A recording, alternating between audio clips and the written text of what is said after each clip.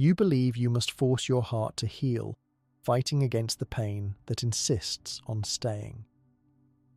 But Buddhist monks have known, for over 2,500 years, that true healing comes not from force, but from gentle surrender. Your pain is not an enemy to be defeated, it is a messenger. When you stop fighting and learn to listen to what it says, the transformation happens. We will explore the 20 practices that change everything, not through war, but through profound wisdom. Prepare to sleep while listening to this video. Subscribe to the channel. Leave your like and comment from which part of the world you are watching. Get comfortable and relax. Let's begin. Have you ever felt so overwhelmed by emotional pain that it seems to define your entire existence? What if you could learn to observe those feelings without being consumed by them, creating a space where healing becomes possible? This is where the practice of mindfulness meditation, known as satipatthana in Buddhism, comes into play, offering a powerful tool for forcing your heart to heal from deep wounds. Mindfulness meditation is not about escaping pain, but about changing your relationship with it. At its core, it involves paying deliberate attention to the present moment without judgment, starting with something as simple as your breath. You sit comfortably, close your eyes, and bring your awareness to the sensation of air flowing in and out of your body. Notice how your chest rises and falls, how the air feels cool on your nostrils as you inhale and warm as you exhale. This focus on the breath serves as an anchor, pulling your mind away from its habitual wandering into past regrets or future anxieties. By continually returning to this anchor, you train your mind to stay grounded in the here and now, which is crucial because emotional suffering often thrives when we are stuck in memories or fears that are not actually happening in this moment. As you deepen your practice, you expand your awareness to include bodily sensations, thoughts, and emotions. You might feel tension in your shoulders, a knot in your stomach, or the heavy weight of sadness. Instead of pushing these sensations away or getting caught up in them, you simply observe them with curiosity and acceptance. This act of observation creates a critical separation between you and your experiences, rather than saying, "I am angry." You learn to say, "There is anger," or "I notice anger arising." This subtle shift in language reflects a profound change in perception. You are not your emotions. They are just passing phenomena in your mind. Imagine your mind as a vast sky, and your thoughts and feelings are like clouds drifting across it. Some clouds are dark and stormy, representing pain or grief, while others are light and fluffy, representing joy or peace. Through mindfulness, you learn to see that these clouds come and go. They do not alter the fundamental nature of the sky itself. Similarly, your core self remains untouched by the temporary states of emotion. This understanding helps you stop identifying so strongly with your pain, reducing its power over you. When you observe your emotions impartially, without labeling them as good or bad, their emotional charge begins to dissolve. For instance, if you are heartbroken from a loss, instead of ruminating on the story of what happened or blaming yourself, you sit with the raw sensation of sadness in your body. You notice where it resides, perhaps a tightness in your chest or a lump in your throat, and you breathe into those areas, allowing the feeling to be there without resistance. This process of allowing and observing prevents the secondary suffering that comes from fighting against your pain. Much of our anguish is not from the initial hurt, but from our resistance to it, like trying to hold back a wave instead of letting it wash over us. Mindfulness meditation teaches you to stop struggling, which in turn allows the pain to move through you and complete its natural cycle. Consistent practice is key here. It is not a one-time fix, but a daily commitment to sitting with whatever arises. Over time, this consistency forces your mind to shift out of autopilot mode, where you react impulsively to triggers, and into a state of conscious witnessing. You start to recognize your habitual patterns, how you might lash out in anger or withdraw in sadness, and with this awareness, you gain the freedom to choose a different response. This restructuring of perception is like performing surgery on your own mind, carefully removing the layers of illusion that amplify suffering. These layers include beliefs that your pain is permanent, that you are defined by your past, or that you need external validation to be happy. Mindfulness reveals these as mental constructs that can be dismantled. For example, when a painful memory surfaces, instead of getting swept away by it, you note it as a thought about the past and return to your breath. This repeated redirection strengthens your mental muscles, making you more resilient. The practice also involves body scans, where you systematically bring attention to each part of your body, from your toes to the crown of your head, noticing any sensations without judgment. This helps you reconnect with your physical self, often neglected when you are lost in emotional turmoil. Another aspect is mindful walking, where you pay close attention to the sensations of your feet touching the ground, the rhythm of your steps, and the air against your skin, integrating mindfulness into movement. These practices ensure that mindfulness is not confined to meditation sessions, but becomes a way of life. As you cultivate this skill set, you begin to experience moments of peace, even amid chaos. Your heart starts to heal because you are no longer adding fuel to the fire of your suffering. Instead, you are creating a space of clarity and compassion where healing can occur naturally. This does not mean that pain disappears instantly. Rather, it becomes manageable, and you develop a trust in your ability to handle whatever arises. Many people find that through mindfulness, they uncover a deep well of inner strength and self-compassion. They learn to treat themselves with kindness, acknowledging that it is okay to feel hurt without being defined by it. This self-compassion is a vital component of heart healing, as it counters the critical inner voice that often perpetuates pain. Moreover, mindfulness enhances your relationships with others. When you are less reactive, you respond more thoughtfully, reducing conflicts and fostering understanding. It also improves your overall well-being by lowering stress levels, improving sleep, and increasing emotional regulation. The beauty of mindfulness meditation is its accessibility. Anyone can practice it, anywhere, without any special equipment. You start with just a few minutes each day, gradually increasing the duration as you build your focus.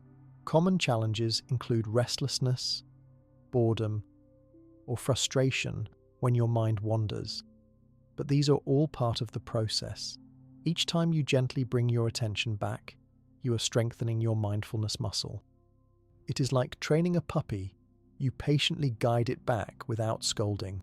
Over weeks and months, you will notice subtle shifts, a greater ease in dealing with difficult emotions, a heightened appreciation for simple joys, and a sense of inner stability that external circumstances cannot shake. This journey of healing through mindfulness is not linear. There will be ups and downs, but the practice itself becomes a faithful companion, guiding you back to center whenever you stray. Ultimately, mindfulness meditation forces your heart to heal by empowering you to face your pain with courage and clarity, transforming it from a source of suffering into a teacher of wisdom. As you continue, you realize that healing is not about erasing the past, but about integrating it into a fuller, more present life, where each moment is met with open awareness and a heart that is learning to trust itself again. This practice, rooted in ancient wisdom, offers a practical path to emotional freedom, proving that within the space of mindful attention, true healing can begin and flourish, one breath at a time, until you find that your heart, once broken, has grown back stronger and more whole than before, capable of embracing all of life's experiences with equanimity and grace. Building on that foundation of mindful awareness, where you learn to observe pain without being consumed by it, there is another profound practice that actively cultivates the very emotions your wounded heart needs to heal. This is the deliberate training in unconditional love and kindness, a meditation that begins with you and radiates outward. Imagine for a moment being able to genuinely wish yourself well, to feel a sense of warmth and care for your own being, especially when you are feeling broken or unworthy. That is the starting point. This practice is not about forcing a fake smile or pretending everything is fine. It is about gently guiding your heart to remember its innate capacity for love. Even when it feels locked away, you start by sitting quietly, just as in mindfulness, but now you direct your focus inward with specific phrases or intentions. Typically, you begin by silently repeating wishes for your own happiness, safety, health, and ease. You might say to yourself, "May I be happy. May I be safe. May I be healthy. May I live with ease." The key is to feel the meaning behind these words, not just recite them mechanically. If emotions like resistance or self-judgment arise, which they often do, you acknowledge them with the same non-judgmental awareness you cultivated in mindfulness, and then gently return to the phrases. This repetition is like watering a parched plant. It nourishes the parts of you that have been starved of compassion. Many people carry a deep-seated critical voice inside, a narrator that constantly points out flaws and mistakes, amplifying pain. This practice directly counters that voice by replacing it with a kinder, more supportive one. It repairs the relationship you have with yourself, which is often the most damaged after heartache. By consistently offering yourself love and kindness, you build a foundation of self-acceptance that is crucial for healing. You learn to hold your own pain with tenderness, rather than anger or impatience. Once you have established a stable sense of loving kindness toward yourself, the practice expands. The next step is to bring to mind a benefactor, someone who has been genuinely good to you, like a mentor, a friend, or even a pet. You extend the same wishes to them. May you be happy. May you be safe. May you be healthy. May you live with ease. This feels natural and helps strengthen the feeling of love in your heart. After that, you bring to mind a neutral person, someone you see regularly but have no strong feelings about, perhaps a cashier at your local store or a neighbour you barely know. You offer them the same genuine wishes. This step stretches your capacity for care beyond your immediate circle, breaking down the barriers of indifference. Then comes the most challenging part. You bring to mind a difficult person, someone who has caused you pain or with whom you have conflict. You extend the wishes of loving kindness to them as well. This does not mean you condone their actions or that you have to reconcile with them. Rather, it is an internal act of freeing yourself from the poison of resentment. When you hold hatred towards someone, it burns you from the inside. This practice is about dropping the hot coal you are holding, expecting the other person to get burned. By wishing them well, you are not doing them a favour as much as you are liberating your own heart from the chains of bitterness. It breaks the cycle of internal hatred that keeps your wounds fresh. Finally, you expand the meditation to include all beings everywhere.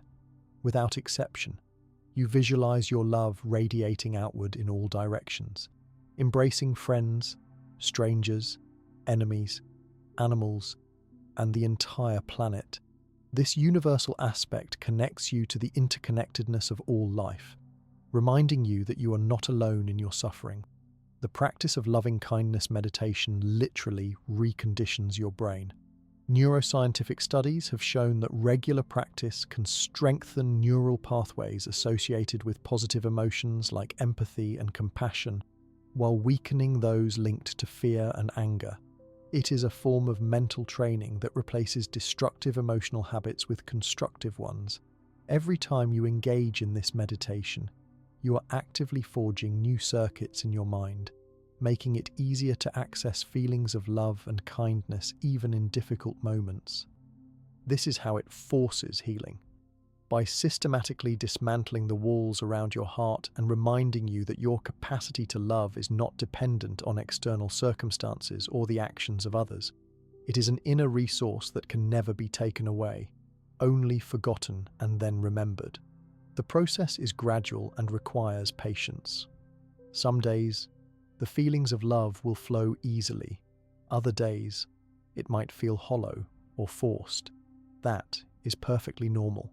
The intention and the effort are what matter most. Even if you do not feel a profound shift immediately, the repeated act of directing kindness inward and outward is itself transformative. Over time, you will notice a softening in your heart. You might find yourself less reactive in conflicts, more forgiving of your own mistakes, and more compassionate toward others' struggles. This practice also helps in processing grief and loss. When you lose someone or something dear, the pain can feel overwhelming. Loving kindness allows you to hold that person in your heart with love, rather than just pain. It transforms the relationship from one of absence and longing to one of continued connection and well-wishing. Similarly, for past traumas, sending love to the younger version of yourself who was hurt can be incredibly healing. It acknowledges the pain while offering the comfort that was missing at the time. Integrating this practice into daily life is essential. You do not have to be sitting in meditation to cultivate loving kindness. You can practice it while driving, waiting in line, or during a stressful work meeting. Silently wish for the happiness and peace of the people around you. This turns ordinary moments into opportunities for healing and connection. It shifts your focus from what is wrong in your life to the abundance of love you can generate and share. The ultimate goal is to make loving kindness your default response to the world, a steady undercurrent of goodwill that supports you through all of life's ups and downs. This practice complements mindfulness beautifully. While mindfulness creates the space to observe your pain, loving kindness fills that space with healing energy. One helps you see clearly, the other helps you respond with love.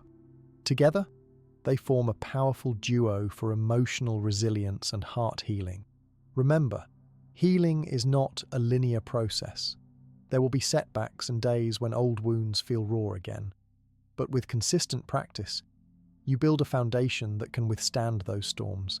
Your heart learns that it can be broken and yet still capable of immense love. This is not about becoming invulnerable. It is about becoming more authentically human, with all your vulnerabilities and strengths. The journey of healing through loving kindness is a journey back to yourself, to the innate goodness that has always been there, waiting to be uncovered. It is a deliberate, courageous act of choosing love over fear, kindness over bitterness, and connection over isolation. And with each repetition of those simple phrases, you are not just healing your heart, you are reclaiming your birthright to love and be loved unconditionally. After cultivating that unconditional love for yourself and others, you might notice a subtle shift, a softening that allows you to question the solidity of your pain. And this leads directly to another powerful insight that monks use to force the heart to heal. The profound understanding that everything, without a single exception, is in a constant state of change. Nothing stays the same. Think about your own life for a moment. The joy you felt from a specific event last year is not the same joy you feel today. It has faded or transformed. The sadness that felt overwhelming last month has likely already shifted in its intensity. This is not a philosophical idea, but a direct observation of reality, a law of existence that applies to everything from the grandest galaxy to the smallest thought in your mind. When you are in the grip of heartbreak, grief, or resentment, it feels eternal, as if this pain is your new and permanent reality. Your mind constructs a story that this is how things will always be, solidifying the suffering. The practice of deeply internalizing impermanence shatters that illusion. It involves consciously reflecting on the transient nature of all experiences. You start by observing the natural world. Watch a leaf change color and fall from a tree. See a cloud form and then dissipate in the sky. Notice how a river never holds the same water twice. These are not just pretty metaphors. They are literal demonstrations of the fundamental principle that everything arises and passes away. Then, you bring this observation inward. In meditation, you watch your own thoughts appear and vanish. You notice sensations in your body come and go. You observe emotions arising, peaking, and then subsiding, even if they return later. This consistent observation trains your mind to see pain not as a solid block of granite that you are trapped under, but as a wave in the ocean of your consciousness, intense for a while, but inevitably it will crest and fall. This reframing is incredibly empowering. It means that the person you were when you were hurt, and the person who hurt you, are not the same fixed entities anymore. Both of you have changed in countless ways since that moment. Clinging to a past grievance is like trying to hold onto a handful of smoke. It is impossible and only leaves you frustrated. By contemplating impermanence, you are forced to loosen your grip on the story of your suffering. You begin to see that holding onto a grudge is an attempt to make something permanent that is inherently fleeting. This does not mean that the original hurt was not real or significant. It means that you are no longer adding energy to keep it alive in the present. The pain itself is allowed to be what it is, a temporary visitor, not a permanent resident in your heart. This understanding directly attacks the root of prolonged suffering, which is the attachment to how things were or how you wished they had been. When you truly see that all phenomena are in flux, the dramatic narrative you have built around your pain starts to lose its compelling power. The thought, "I will always feel this way," is revealed as a mental fabrication, a lie your pain tells you to sustain itself. This realization creates a space for hope and for healing to begin. You can actively practice this contemplation in daily life. When a painful memory arises, instead of getting swept into the story, you can mentally note, "This is a memory, and it too is changing." When you feel a strong emotion, you can say to yourself, "This feeling is here now, and it will pass." This is not a suppression of emotion, but a wise recognition of its true nature. This practice is particularly powerful when applied to pleasant experiences as well, because it helps you appreciate them more fully without the anxiety of losing them, which in turn reduces the suffering when they inevitably change. The monks take this even further by reflecting on the impermanence of the body, of relationships, and of life itself. This might sound morbid, but its purpose is to create a profound sense of urgency and appreciation for the present moment.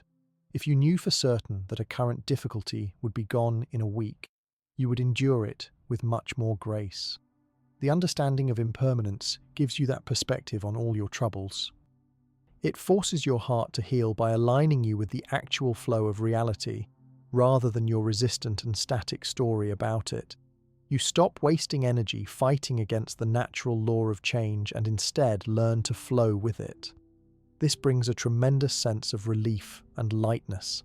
The weight of the past begins to lift because you see that it literally does not exist anymore except as a memory, which is itself a changing mental pattern.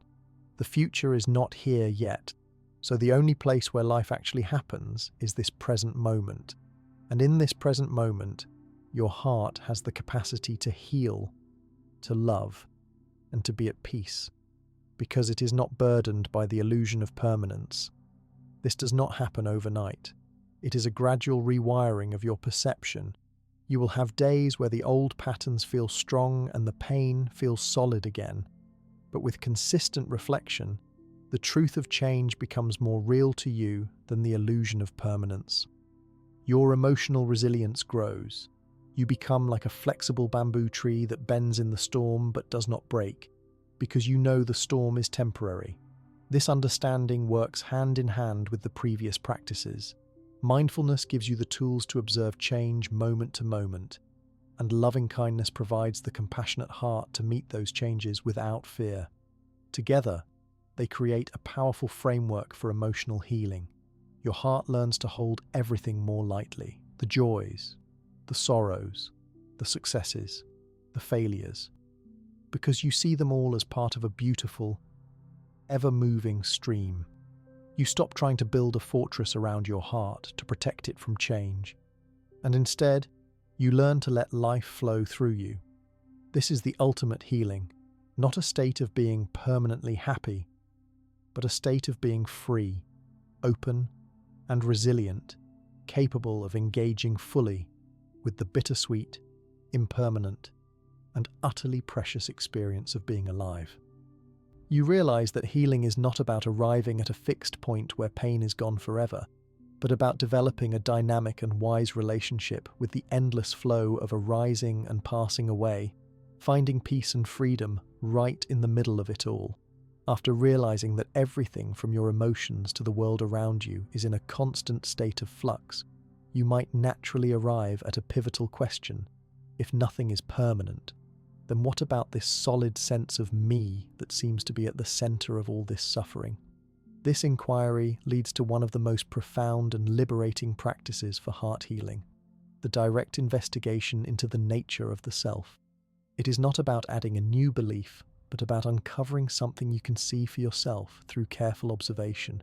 You start right where you are, in a moment of quiet meditation. Instead of focusing on the breath or cultivating love, you turn your attention to the very one who is aware. You ask a simple, powerful question. Who am I? Or what is this I that feels hurt? Do not expect a philosophical answer. The goal is to look directly at your experience. You might notice a thought like, I am sad. And then you investigate. Where is this I? Is it in your head, your heart, your body? Is it the thought itself? As you observe, you see that the thought, I am sad, is just a mental event that arises and passes away. Like a cloud, the sensation of sadness in your chest is a physical feeling that also changes. The memory that triggered it is another transient thought. What you typically call I seems to be a collection of these ever-changing components: thoughts, sensations, emotions, memories. But no single, unchanging core can be found. This is not a denial of your experience, but a deeper look into its reality. When you have a heartache, the story is usually, I was betrayed, I am broken, or my pain is unbearable. This investigation helps you see that the I in those statements is a construct, a label your mind pastes onto a flowing river of experience. By observing this directly, you begin to loosen the identification with that suffering. The pain does not magically vanish, but its context shifts dramatically. It is no longer my pain in the sense of a personal possession that defines you. It is simply pain, an impersonal phenomenon arising in awareness. This process dissolves the ego that clutches onto narratives of victimhood and injury. Imagine you have a story about a past betrayal that you have been carrying for years. Every time you think about it, you feel a knot in your stomach and a wave of anger. In this practice, you sit with that feeling and ask, who is the one carrying this story? You look for the carrier and find only more thoughts and sensations. You see that the I that was betrayed is not the same I sitting here now. The person who did the betraying has also changed. The story itself is just a repetitive mental pattern. This does not excuse the harmful action, but it robs the story of its power to continuously wound you in the present. The emotional charge starts to fade because you are no longer feeding it with a solid sense of a permanent self to be wounded. This is how the investigation of self forces the heart to heal, by removing the central character from the drama of suffering. Without a fixed me to be the victim, the pain loses its primary target and becomes something you can relate to with more space and freedom. You can still acknowledge the hurt and take appropriate action, but you are less likely to be consumed by it. This practice is subtle and requires patience. You might not have a dramatic awakening. Instead, it is a gradual unfolding of insight. You practice in daily life by noticing how the sense of I arises in different situations. When someone criticizes you, instead of immediately reacting from a place of a wounded self, you can pause and ask, what is actually being criticized? You might see that it is a behavior, an idea, or a self-image, all of which are transient. This does not mean you become passive or avoid setting boundaries. In fact, it allows you to respond more wisely because you are not clouded by a defensive ego. Your actions come from a place of clarity rather than reactivity. The healing occurs because you are fundamentally changing your relationship with experience. the heart learns that it can hold pain without becoming the pain. There is a profound relief in realizing that you are not a fixed entity that needs to be repaired, but a dynamic, flowing process. This understanding complements the previous practices perfectly. Mindfulness gives you the tools to observe without judgment.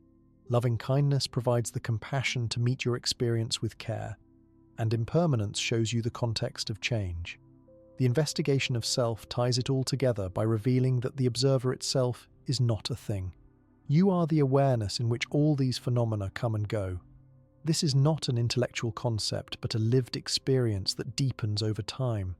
As you continue, you might find that moments of peace and joy are also seen as impersonal, which allows you to enjoy them without clinging, reducing the suffering when they pass. The ultimate healing here is the realization that your true nature is beyond any wounding. It is like the sky. Clouds of pain, joy, and thought pass through, but the sky itself remains untouched. This does not make you cold or detached. On the contrary, it allows for a more genuine and open-hearted engagement with life. You can love more deeply because you are not trying to protect a fragile self. You can connect more authentically because you are not projecting your stories onto others. The heart heals because it is no longer contracted around a central I that needs defending. It expands into a more inclusive and resilient space. This practice requires courage because it challenges the very foundation of your identity. It can feel unsettling at first to question who you are, but the freedom on the other side is immense. You are not destroying yourself. You are discovering the vast, open awareness that you have always been. In practical terms, you can incorporate this inquiry into your meditation sessions. Sit for 10 to 20 minutes, and after settling your mind, gently introduce the question, "What am I?" or "Who is aware?" Do not force an answer. Just rest in the question and observe what arises. Notice the thoughts that come, the sensations, and see if you can find a separate self behind them. You can also use specific triggers, like when you feel strong emotion, to investigate. When anger arises, look directly at the anger and ask, "Who is angry?" The more you do this, the more natural it becomes. Over weeks and months, this investigation will seep into your daily life, transforming how you relate to all experiences. The heart, once burdened by the weight of a solid self, learns to lighten up and flow with life. It heals not by fixing a broken entity, but by realizing that wholeness was never lost in the first place. This is the final piece that forces the heart to heal. By seeing through the illusion of a separate self, you unlock a capacity for peace and freedom that is inherent and unshakable, allowing you to meet life's challenges with a heart that is open, resilient, and truly free. After uncovering the fluid nature of the self and realizing that there is no solid me to be permanently wounded, you might wonder what to do with the raw experience of pain that still arises. This is where a powerful and often misunderstood practice comes into play, one that does not fight reality but embraces it fully, leading to a profound sense of peace. It is the practice of radical acceptance, which is not about giving up or agreeing with what hurt you, but about saying a conscious yes to the present moment exactly as it is. Imagine you are in emotional pain, perhaps from a loss, a betrayal, or a deep disappointment. The instinctual reaction is to resist it, to fight against it, to wish it were not happening. This resistance itself creates a secondary layer of suffering, like struggling in quicksand and sinking deeper. Radical acceptance is the decision to stop struggling. It is the willingness to feel whatever is here without adding a story of judgment or blame. You start by simply acknowledging the reality of your experience in this moment. For example, if you feel sadness, you say to yourself, "Sadness is here right now." If you feel anger, you note, "Angerness is present." This is not passive resignation. It is an active and courageous choice to meet your experience with openness rather than denial. It is like opening the door to a difficult guest instead of leaving them outside to bang on it, causing more disturbance. By inviting the pain in and allowing it to be there, you disarm the internal war that amplifies your suffering. This practice forces your heart to heal by changing your relationship with pain. Instead of asking, "Why is this happening to me?" which keeps you stuck in a victim narrative, you shift to a more empowered question. This is happening. How can I respond with wisdom and compassion? This shift does not happen overnight. It requires consistent practice. You can begin in small moments throughout your day. When you are stuck in traffic, instead of fuming and resisting the situation, you might take a breath and accept that you are right here, in this car, moving slowly. Notice the tension in your body and consciously relax it. This does not mean you like being late, but you stop fighting the unreality of the present moment. Applied to emotional pain, when a wave of grief hits you, you sit with it, feel it in your body, and allow it to be there without trying to push it away or distract yourself. You might notice where it resides, a heaviness in your chest, a tightness in your throat, and breathe into those areas, offering them space. This allowing is not about endorsing the cause of the pain. It is about acknowledging that the emotional experience is already here, and resistance only gives it more power. By stopping the fight, you allow the pain to move through you naturally, much like a storm that eventually passes. When you resist an emotion, it often gets stuck and crystallized, becoming a chronic burden. Acceptance lets it complete its cycle, so it can arise, peak, and subside. This process is deeply healing because it honors your emotional truth without letting it define you. Many people fear that accepting pain means they are condoning injustice or becoming complacent. This is a crucial distinction. Radical acceptance is about accepting the internal reality of your feelings and the external reality of the facts, not about approving harmful actions. For instance, if someone betrayed you, acceptance means acknowledging that the betrayal happened and that you feel hurt. But it does not mean you agree with the betrayal or that you have to reconcile with the person. It simply means you are no longer denying what is true in this moment.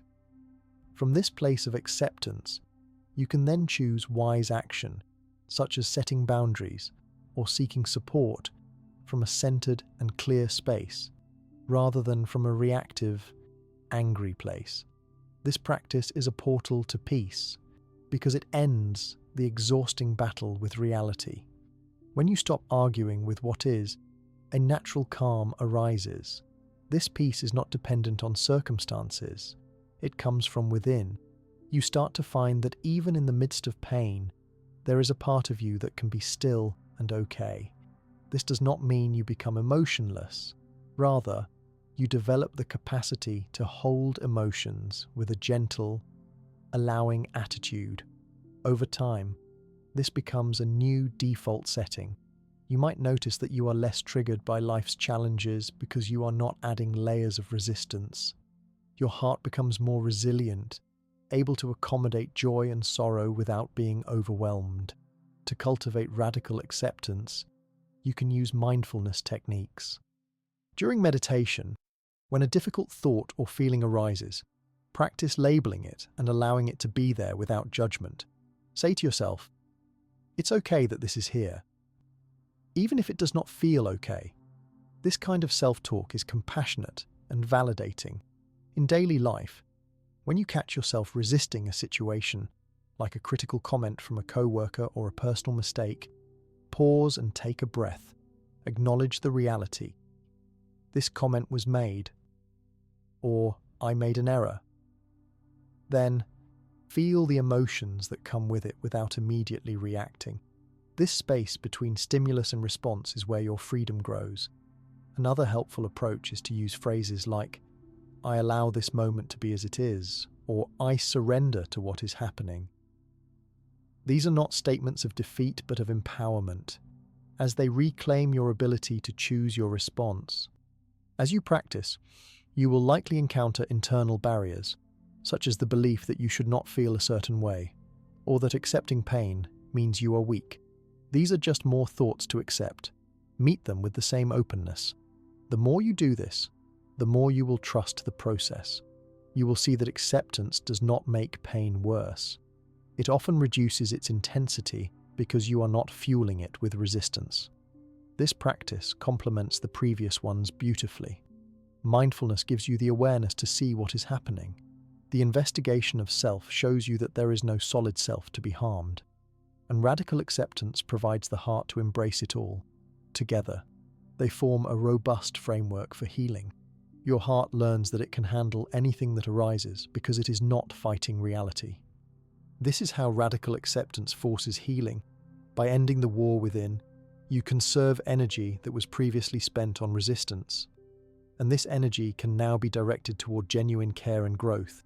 You become more present and engaged with life, able to find beauty and meaning even in difficult times.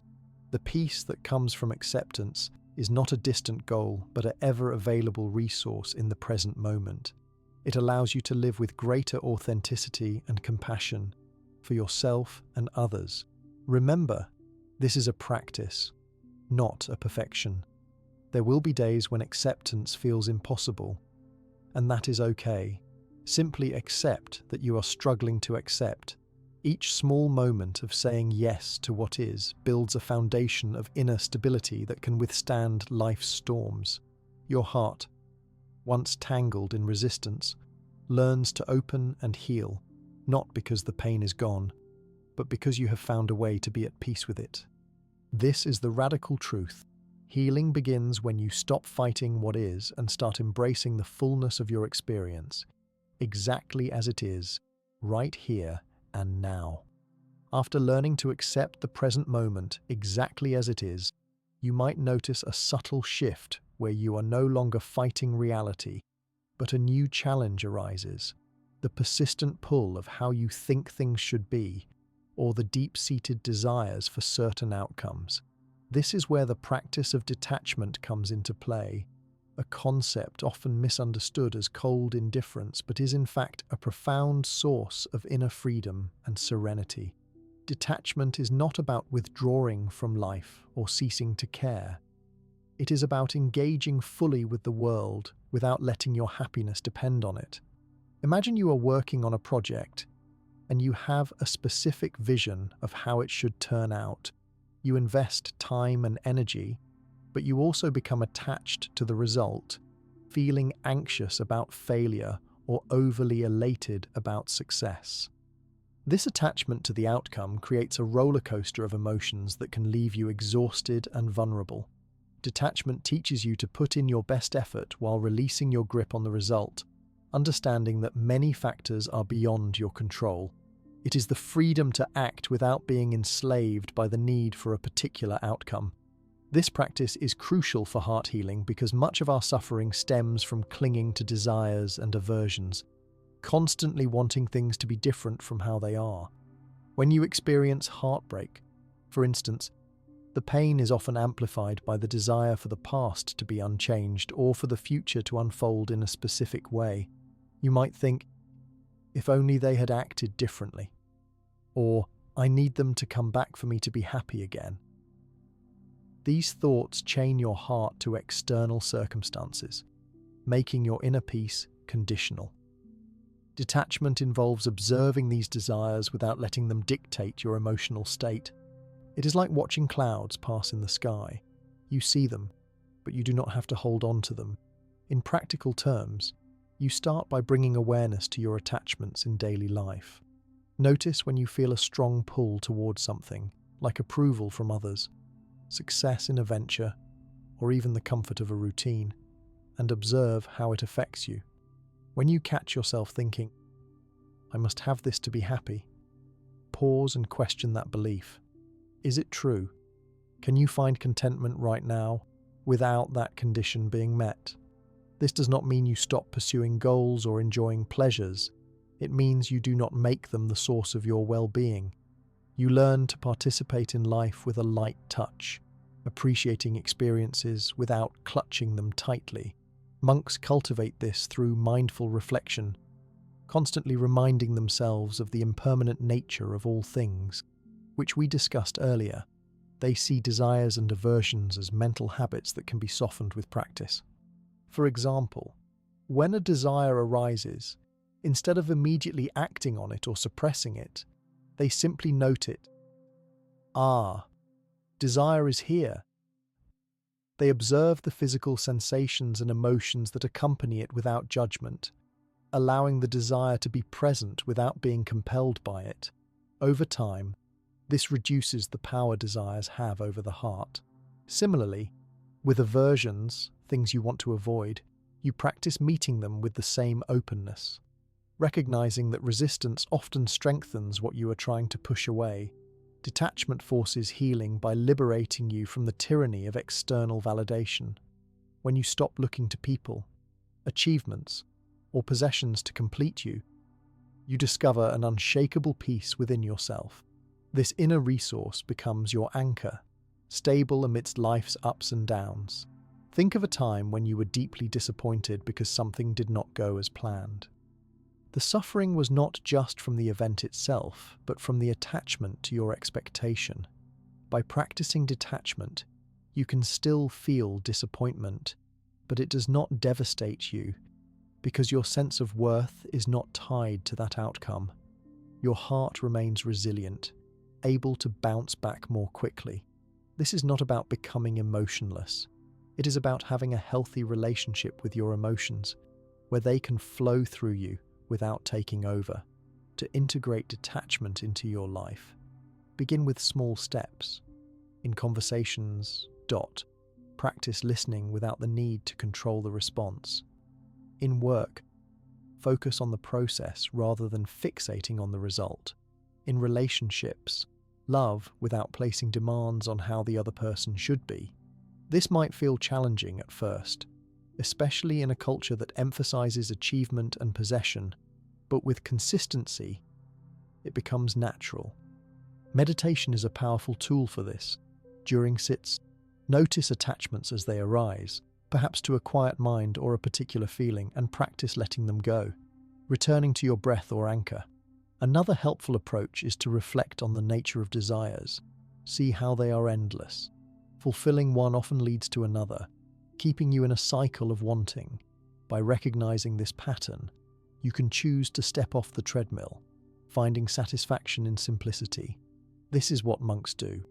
They live with very little, yet experience profound joy because their happiness comes from within, not from external accumulations. You do not have to renounce all worldly goods, but you can cultivate contentment with what you have, reducing the constant striving that fuels suffering. Detachment also applies to past hurts. When you are attached to a story of pain, you keep the wound open. Letting go does not mean forgetting. It means releasing the emotional charge so that the memory no longer controls you. This is how detachment heals the heart. It allows you to hold experiences lightly, so they do not weigh you down. You become like a tree with deep roots, able to withstand storms without breaking. The wind may blow, emotions, challenges, changes, but you remain grounded in your inner stability. This practice complements radical acceptance beautifully. Acceptance is about saying yes to what is, and detachment is about not needing it to be otherwise for your peace. Together, they create a powerful synergy for emotional freedom. As you practice, you might notice a lightness emerging, a sense of ease even in difficult situations. Your relationships improve because you are not projecting your needs onto others, allowing them to be themselves. Your decision-making becomes clearer because it is not clouded by fear of loss or craving for gain. Ultimately, detachment leads to a heart that is open and free, capable of loving deeply without dependency, of engaging fully without attachment, and of healing thoroughly because it is no longer tied to the fleeting conditions of the external world. This journey requires patience and kindness toward yourself. There will be moments when attachments feel too strong, and that is okay. Each time you notice and gently release, you are strengthening your detachment muscle. Remember, the goal is not perfection, but progress, a gradual unfolding into greater freedom and peace. Your heart, once burdened by the weight of desires and expectations, learns to soar, finding its home in the boundless sky within. After finding that inner freedom where your heart is no longer weighed down by attachments, you might wonder how to fill that newfound space with something positive and healing, especially when pain still lingers. This is where the deliberate practice of gratitude comes in, not as a way to ignore your suffering, but as a powerful method to retrain your mind to recognize the good that coexists with the bad, effectively forcing your heart to expand and heal. Imagine your mind has a natural tendency, like a spotlight, to focus on what is wrong, what is missing, or what hurts. When you are in pain, this spotlight becomes fixated on the source of your suffering, making it seem like the only reality. Gratitude practice is the conscious decision to shift that spotlight, even for a few moments, onto what is still right, what is present, and what is working in your life. It is not about denying your pain or pretending everything is fine. It is about acknowledging that while pain is real, it is not the entire story. You start in small, manageable ways. Each day, perhaps in the morning or before bed, you take a few minutes to mentally list 3 to 5 things you are grateful for. They do not have to be grand or profound. It could be the warmth of your bed, a kind word from a stranger, the taste of your morning coffee, or simply the fact that you are breathing. The key is to feel the appreciation in your body, to genuinely connect with the sensation of thankfulness. When you are in the midst of heartache, this might feel forced or even silly at first. You might think, how can I be grateful when I feel so broken? But that is exactly the point. This practice forces your heart to heal by compelling it to look beyond the contraction of suffering and recognize the abundance that still exists. It is like doing reps for your mind, strengthening neural pathways associated with positivity and weakening those tied to negativity. Over time, this rebalancing act reduces the mind's default negative bias, making it easier to access feelings of joy and peace even when circumstances are difficult. The practice of gratitude connects you to the interconnected web of life, reminding you that you are not alone in your experience.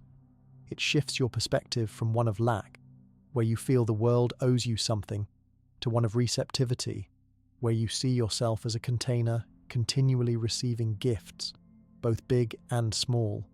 This shift is fundamental for healing because it replaces bitterness with appreciation, and openness naturally follows. For example, if you are grieving a loss, you might feel immense pain, but perhaps you can also feel gratitude for the time you had with that person, for the lessons they taught you, or for the support of friends around you. This does not erase the grief, but it allows it to exist alongside other emotions, preventing it from consuming your entire being. In Buddhist contexts, this is often called katanyu, which emphasizes grateful recognition of benefits received. Monks integrate this into their daily routines, seeing every meal, every interaction, and every breath as a gift. You can do the same by incorporating mindfulness into your gratitude practice. As you list what you are thankful for, pause and savor the associated sensations. If you are grateful for a sunny day, feel the warmth on your skin. If for a meal, notice the flavors and textures. This embodied appreciation deepens the impact, making it more than just a mental exercise. Another powerful method is to keep a gratitude journal, writing down your entries each day. The act of writing reinforces the memories and emotions, creating a tangible record of goodness that you can revisit during tough times, over weeks and months. You will likely notice a change in your overall outlook. Situations that once would have triggered despair might now be met with a more balanced view, where you can acknowledge the difficulty while also seeing silver linings. This is how gratitude forces healing. It actively counteracts the downward spiral of negative thinking that often accompanies emotional pain. When you are heartbroken, it is easy to ruminate on what went wrong, who is to blame, and how awful everything is. Gratitude interrupts that cycle by inserting moments of positive reflection, giving your heart a necessary break from the heaviness. It is not about avoiding your feelings, but about ensuring that your pain does not monopolize your attention. This practice also fosters resilience. By regularly acknowledging the good, you build a reservoir of positive experiences that you can draw from when facing challenges. Your heart becomes more flexible, able to hold both sorrow and joy without being overwhelmed by either. Moreover, gratitude enhances your relationships. When you express appreciation to others, it strengthens bonds and creates a positive feedback loop of kindness and connection. This social support is crucial for healing, as isolation often exacerbates suffering. In moments of deep pain, gratitude might feel like the last thing you want to do, and that is okay. Start with the simplest, most basic things: the roof over your head, the water that quenches your thirst, the ability to see or hear, even in the darkest times. These fundamental aspects of life remain, and acknowledging them can be a lifeline. The practice is cumulative. Each small act of thankfulness adds up, gradually lightening the emotional load. It is important to approach this without judgment. If you miss a day or struggle to find anything to be grateful for, be gentle with yourself. The intention is what matters, and simply setting the intention to be grateful is a step toward healing. As you continue, you might find that gratitude becomes a default lens through which you view the world. You begin to notice beauty in ordinary moments, kindness in small gestures, and opportunities for growth in difficulties. This transformed perspective is deeply healing because it aligns your heart with the reality that life is a mixture of pain and pleasure, loss and gain, and that by focusing on the gifts, you can navigate the challenges with greater ease and grace. Gratitude also works synergistically with the previous practices. Mindfulness helps you notice what there is to be grateful for. Detachment allows you to appreciate things without clinging to them. And acceptance creates the space to feel gratitude even amidst pain. Together, they form a comprehensive approach to heart healing. Ultimately, the practice of gratitude forces your heart to heal by reminding you of your own capacity to find light in darkness, to see hope in despair, and to discover joy in the most unexpected places. It is a courageous act of defiance against the forces of negativity and a powerful affirmation of life itself. Your heart, once constricted by pain, learns to open again, not because the pain is gone, but because it has made room for something more. A deep, abiding sense of thankfulness for the very experience of being alive, with all its complexities and wonders. This journey of gratitude is one of returning to the present moment, again and again, and choosing to see the goodness that is always available, waiting to be acknowledged and cherished. After filling your heart with gratitude and learning to appreciate the good that persists even in pain, you might notice another subtle trap that keeps suffering alive. The stories you tell yourself about your hurt. This is the personal narrative of suffering, the mental movie you play on repeat that defines you by your pain. And the next crucial step in forcing your heart to heal is to consciously renounce this story. It is not about denying that painful events happened, but about stopping the compulsive retelling that keeps the wound fresh and raw. Think about a time you were deeply hurt. Chances are, you have a well-rehearsed account of what happened, who did what, and why it was so unfair. This story becomes part of your identity, a badge of victimhood that you might unconsciously cling to because it feels familiar and even justified. However, every time you mentally replay this narrative, you are not just remembering an event, you are reliving the emotional trauma, reactivating the neural pathways of pain and ensuring that the original hurt continues to impact your present moment. Monks practice noticing these stories as they arise in the mind without buying into them or adding more chapters. They sit in meditation and observe thoughts like, "I was betrayed," or "I am unworthy," as passing mental events, much like leaves floating down a river. They see that the mind has a tendency to craft and cling to these narratives, but they do not engage with them. They simply acknowledge their presence and let them go, returning their attention to the breath or a neutral anchor. This is the essence of renunciation, giving up the addiction to your own suffering story. It is a courageous act of saying, "I will not tell myself this painful tale one more time." In practical terms, you start by becoming aware of when you are spinning the story. You might be driving to work, doing dishes, or trying to fall asleep, and suddenly you are mentally arguing with someone from your past or detailing your injuries to an imaginary audience. The moment you notice this, you gently interrupt it. You do not judge yourself for doing it. You simply note, there is the story again, and consciously shift your focus to something immediate and sensory, like the feeling of your feet on the ground or the sounds around you. This breaks the cycle of rumination, which is a major driver of depression and anxiety. By refusing to engage with the narrative, you stop feeding it energy, and over time, it loses its grip on you. This practice forces healing because it directly targets the mechanism that perpetuates suffering. The initial pain might have been unavoidable, but the ongoing suffering is often optional, fueled by the repetitive storytelling. When you renounce the narrative, you are not erasing the past. You are changing your relationship to it. You are moving from being the protagonist in a tragedy to being the aware observer of your experience. This shift is profoundly liberating. It frees up mental and emotional resources that were previously tied up in maintaining the story, allowing that energy to be redirected toward positive actions and states of mind, like the gratitude and loving kindness we discussed earlier. You might worry that letting go of the story means you are condoning the harm or forgetting the lessons, but that is not the case. You can learn from the past without dwelling in it. You can honor your pain without making it your identity. Renunciation is about reclaiming your present moment experience from the ghosts of the past. To integrate this, you can use mindfulness techniques throughout the day. Set an intention to catch yourself when you start rehearsing the story. When you do, take a deep breath and affirm, "This is a thought, not a fact." Or, "This is the past, and I am here now."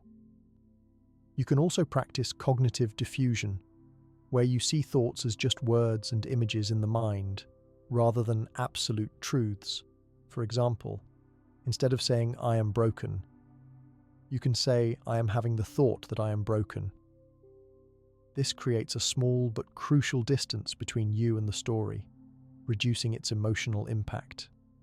Another helpful strategy is to focus on the physical sensations of emotion without attaching a story to them. If you feel sadness, just feel the heaviness in your chest without explaining why it is there. This allows the emotion to be processed and released more efficiently. As you practice this renunciation, you will likely encounter resistance. The ego might protest because the suffering story gives it a sense of identity and purpose. There might be a fear that without this narrative, you will have nothing to say about yourself, or that people will not understand your pain. Acknowledge these fears with compassion, but gently reaffirm your commitment to healing. Remember, you are not your story. Your true self is the awareness that exists before and after any narrative arises. This practice works in harmony with the previous ones. Mindfulness gives you the awareness to see the story. Acceptance allows you to be with the underlying pain without resistance. And gratitude fills the space left by the abandoned narrative with positive content. Together, they create a comprehensive healing process. Over time, you will notice that the stories arise less frequently and with less intensity. When they do come up, you can meet them with a sense of familiarity and gentle disinterest, like seeing an old, repetitive movie that you no longer find engaging. Your heart begins to heal because it is no longer constantly re-injured by the retelling. It learns that it can hold the memory without being defined by it. This does not mean you become emotionless or avoid reflecting on the past when necessary for growth. It means you do so intentionally and wisely, rather than compulsively. The ultimate goal is to live in the present, where life is actually happening, free from the burdens of old stories. This journey requires patience and persistence. Some days will be easier than others, and during times of stress, the old narratives might resurface strongly. That is normal. Each time you choose not to engage, you are strengthening a new neural pathway, building a habit of freedom. Your heart, once entangled in a web of painful stories, gradually learns to rest in the simplicity of the present moment, where healing naturally occurs. By renouncing the personal suffering narrative, you are not abandoning yourself. You are returning to your true, story-free essence, which is whole, peaceful, and capable of embracing life with an open and resilient heart. This is how you force your heart to heal. By silencing the internal storyteller and discovering the profound peace that exists when you stop telling yourself the same sad story over and over again. After learning to let go of the stories that keep you stuck in suffering, you might find yourself in a more open and vulnerable space, which is perfect for healing, but also requires a stable foundation to ensure that new wounds are not created. This foundation is built through ethical conduct, a practice that might sound rigid or moralistic, but is actually one of the most practical and empowering tools for forcing your heart to heal. Think of it not as a set of rules imposed from the outside, but as a series of wise protections you give to yourself from the inside. When you live in a way that aligns with basic principles of non-harm, you create an internal environment of peace and safety where healing can truly take root. The core ethical precepts in this context are simple yet profound. To refrain from harming living beings, to refrain from taking what is not given, to refrain from sexual misconduct, to refrain from false speech, and to refrain from intoxicants that cloud the mind. These are not about being a good person in the eyes of society. They are about being a friend to your own mind. Every time you act against these principles, you create a ripple of internal disturbance. For example, if you tell a lie, even a small one, you might initially feel you got away with it, but internally, you have to remember the lie, maintain the story, and live with the underlying fear of being discovered. This creates a low-grade anxiety and mental clutter that directly opposes the clarity and stillness needed for deep heart healing. Similarly, if you speak harshly to someone in a moment of anger, the immediate release is often followed by a wave of guilt or regret that agitates your mind and keeps you stuck in negative cycles. By adhering to an ethical framework, you avoid generating this new karma, this new source of internal conflict and turmoil. Your conscience remains clear, and a clear conscience is the bedrock of mental peace. It is very difficult to sit in meditation and explore the depths of your heart if your mind is buzzing with remorse over recent actions or anxiety about potential consequences. Ethical conduct sweeps the inner floor clean, so to speak, so that you are not constantly tripping over the debris of your own unskillful behavior. This practice forces your heart to heal by systematically removing the external and internal sources of agitation that perpetuate suffering. When you are not causing harm to others, you are not inviting retaliation, resentment, or the internal corrosion that comes with knowing you have been the source of someone else's pain. This doesn't mean you become perfect or never make mistakes. It means you set a clear intention, and when you slip up, you acknowledge it, learn from it, make amends if possible, and recommit. This process itself is healing because it cultivates honesty and self-respect. The energy that would have been wasted on maintaining deceptions, defending your actions, or wrestling with guilt is suddenly freed up. That freed energy becomes available for the real work of heart healing, for meditation, for self-reflection, for cultivating love and compassion. Imagine trying to build a beautiful garden on a plot of land full of weeds and rocks. Ethical conduct is the process of clearing that land. It doesn't plant the flowers of peace itself, but it makes the soil fertile and ready for them to grow. A mind that is not burdened by ethical transgressions is a mind that can be still, and in that stillness, insight and healing naturally arise. This is why monks consider this practice the indispensable foundation for all other spiritual work. In practical terms, you can start by reflecting on one precept at a time. Begin with the commitment to non-harming, not just physically, but with your words and thoughts. Notice how it feels to go through a day without intentionally causing harm to any living being, including yourself. You might find a subtle but powerful sense of integrity growing within you. Then, consider the precept of not taking what is not given. This goes beyond not stealing. It includes not taking people's time, energy, or peace for granted. It fosters a sense of contentment and respect for boundaries. The precept on speech is incredibly powerful for heart healing. When you commit to truthful, kind, and necessary speech, you eliminate a massive source of relational conflict and internal stress. You stop creating dramas and misunderstandings that would otherwise haunt your mind. The precept on sexual conduct encourages relationships based on respect, consent, and care, preventing the deep wounds that come from using others or being used. Finally, the precept on intoxicants is about preserving the clarity of your mind, which is your primary tool for healing. When your mind is clouded, your judgment is impaired, and you are far more likely to act in ways you will regret, reopening old wounds or creating new ones. By living ethically, you build a life of simplicity and honor. Your actions and your values become aligned. This alignment generates a profound sense of self-worth and inner safety. Your heart, which may have been shattered by the unethical actions of others or by your own past mistakes, begins to feel that it is in a safe container. It can finally let down its guard and begin the delicate process of mending. You are no longer adding new injuries to the old ones. This is not a passive state. It is an active creation of a harmonious inner world. The peace that comes from this is not the absence of challenges, but the absence of self-created chaos.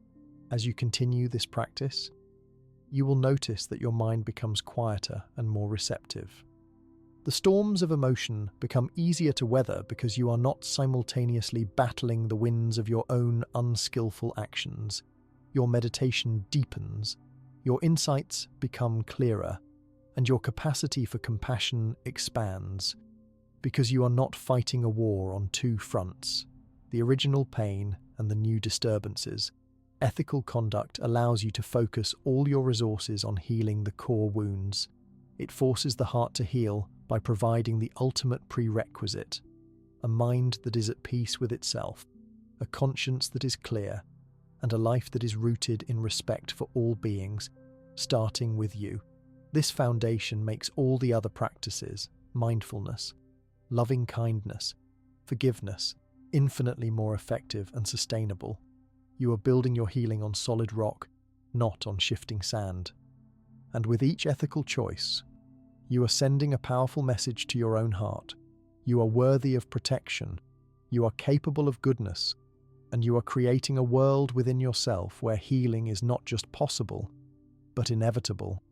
After establishing that solid ethical foundation which clears the internal space for healing to occur, you might be looking for a more active and accessible way to soothe the deeper, often chaotic, layers of your mind where old wounds reside. This is where the practice of chanting mantras and sutras comes in, a method that uses the power of sound and vibration to calm your entire nervous system and reach into the subconscious, forcing your heart to heal by literally rearranging the internal noise. Imagine your mind is like a radio constantly tuned into a station of anxious thoughts, painful memories, and critical self-talk.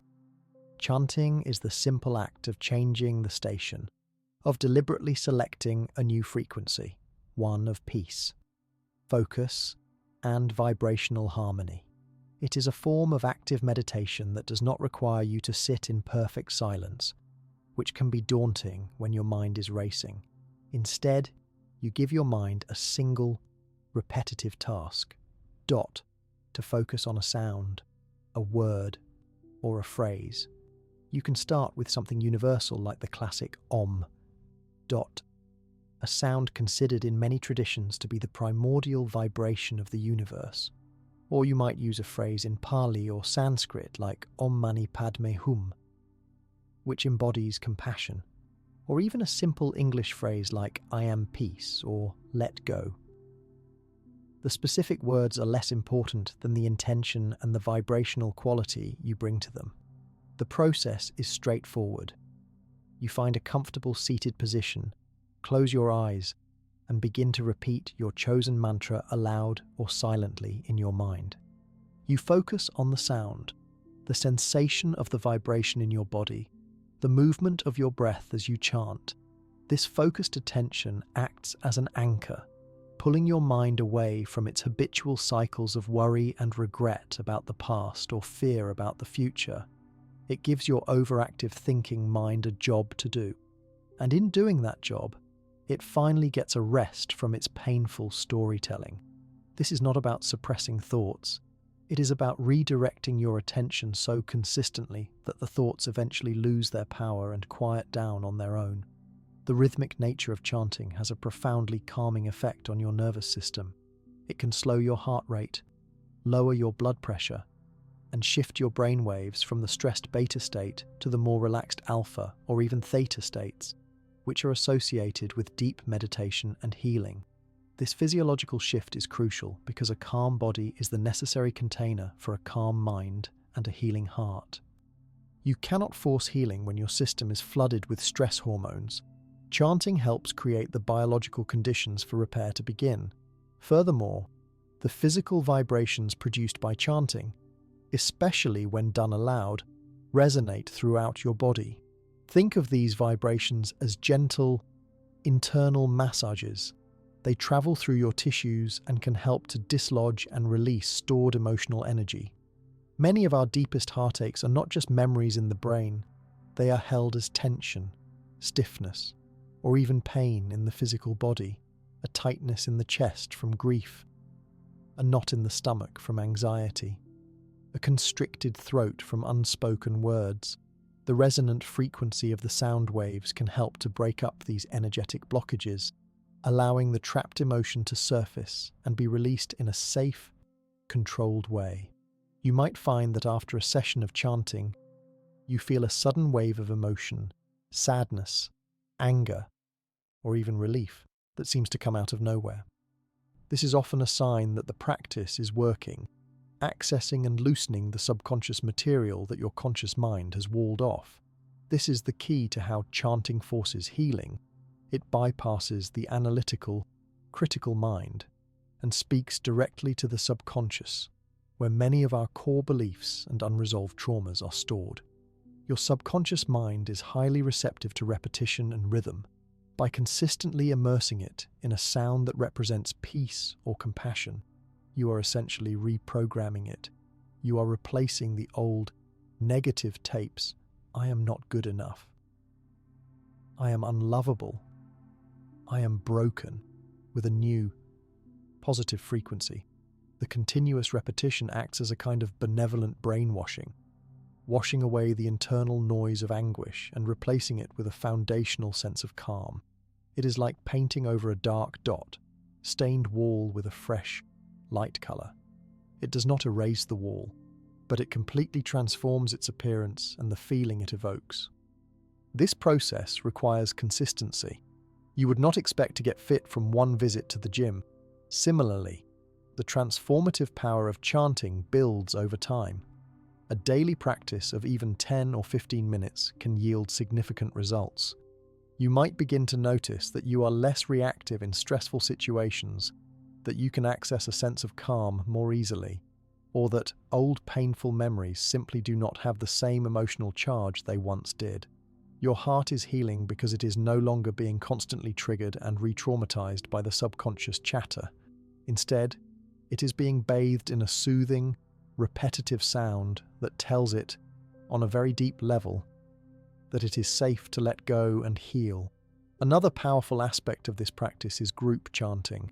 When you chant with others, Whether in person or even virtually, you tap into a collective energy field. The synchronized sound and intention create a powerful resonance that can elevate and sustain each individual in the group. It is a tangible experience of interconnectedness, reminding you that you are not alone in your healing journey.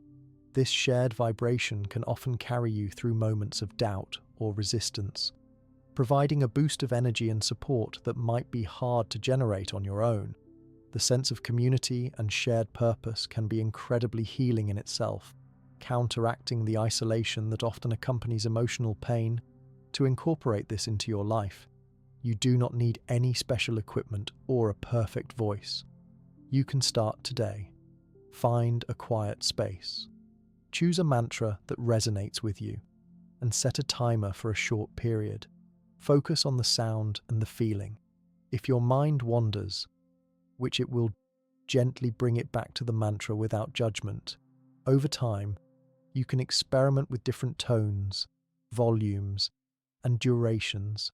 You might also explore recorded chants or guided sessions to help you get started.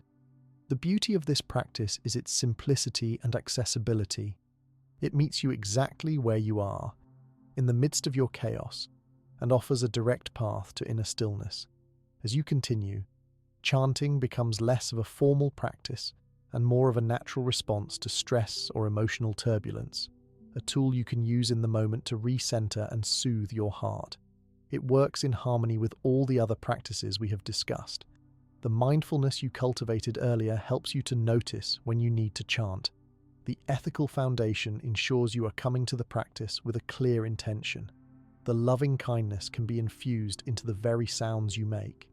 Chanting forces your heart to heal by providing a direct, visceral, and repetitive experience of peace, training your entire being, body, mind, and spirit to remember its own innate wholeness, one vibration at a time.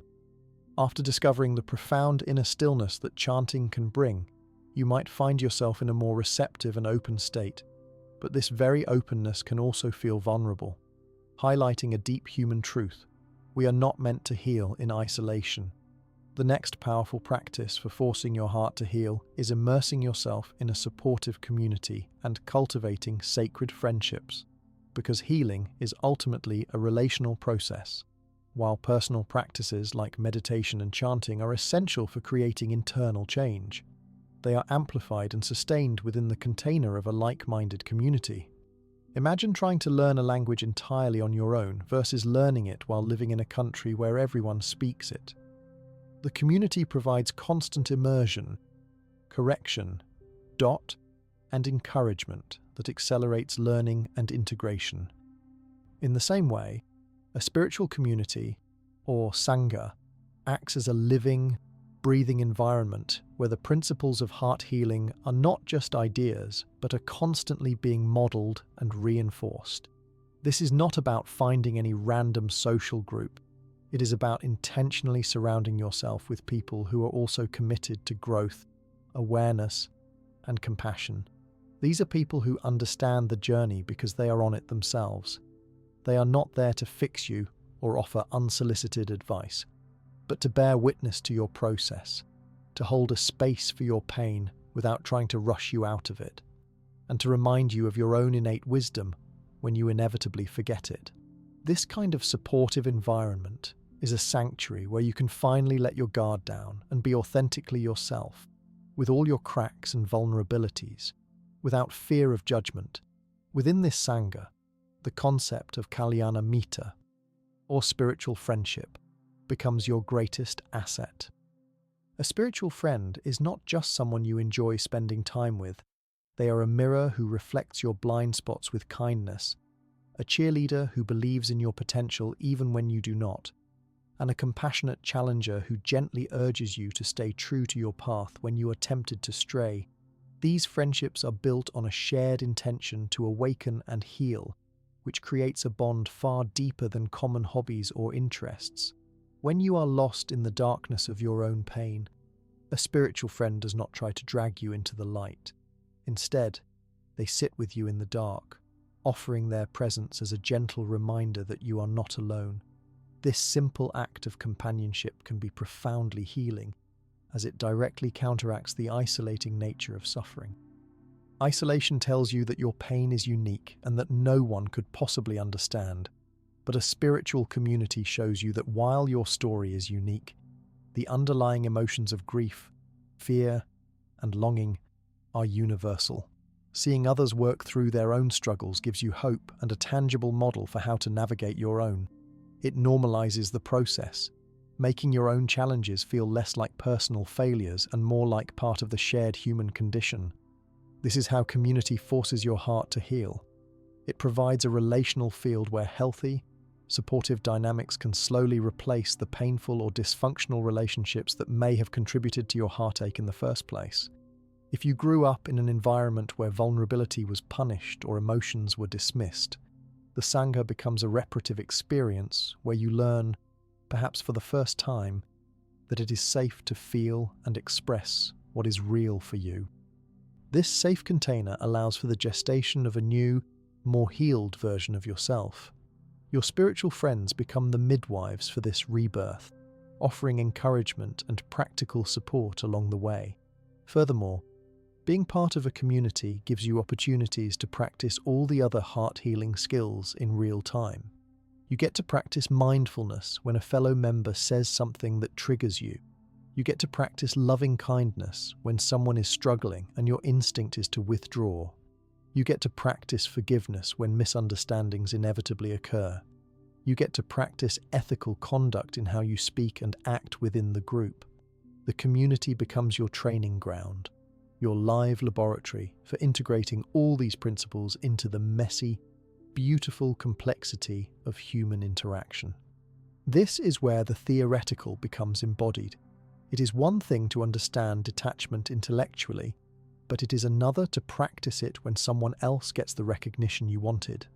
The Sangha holds you accountable in a gentle, supportive way.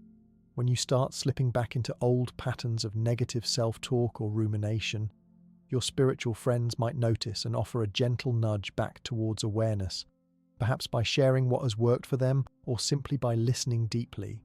This external support is crucial during times when your own motivation wanes. Healing is not a linear journey. There are peaks and valleys. On the days when your personal practice feels dry and futile, the energy of the community can carry you forward. Just showing up to a group meditation or a discussion can rekindle your inspiration and remind you why you started this path in the first place. Practically, how do you find or build such a community?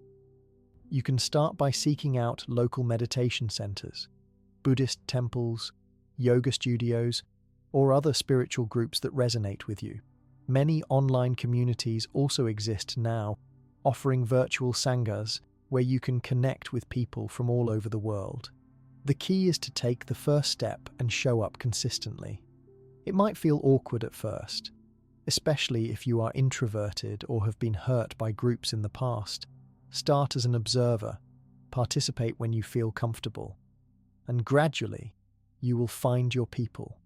Remember, you are not looking for a perfect community, because none exists. Every group is composed of imperfect humans. You are looking for a community where the overall intention is aligned with growth and compassion, and where you feel a sense of basic safety and respect. Once you are part of a community, actively cultivate those sacred friendships. Be willing to be vulnerable yourself. Share your journey authentically, and be a good listener for others. Offer your support without expectation, and be open to receiving support in return. These relationships are built on mutual trust and a shared commitment to truth. The ultimate healing that comes from Sangha and Kalyanamitta is the profound realization that your heart is not a separate entity struggling alone, but an integral part of a vast, interconnected whole. Your healing contributes to the healing of the community, and the community's healing supports your own. It is a symbiotic relationship that forces your heart to open, to trust, and to gradually release the protective walls it built in isolation. By allowing yourself to be seen and supported, You give your heart the greatest gift it needs to mend, the experience of connectedness that assures it, beyond any doubt, that it belongs, it is valued, and it is never, ever alone in its journey toward wholeness. This relational foundation makes all the individual practices more potent and sustainable, creating a positive feedback loop of healing that can truly transform your life from the inside out. After finding solace and strength in a supportive community, you might discover that some of the deepest knots of pain are tied to unresolved resentments and old grievances, which is where the next transformative practice comes in, one that is often misunderstood but is absolutely essential for forcing your heart to heal. Have you ever noticed how holding onto anger towards someone who hurt you feels like gripping a hot coal, expecting the other person to get burned?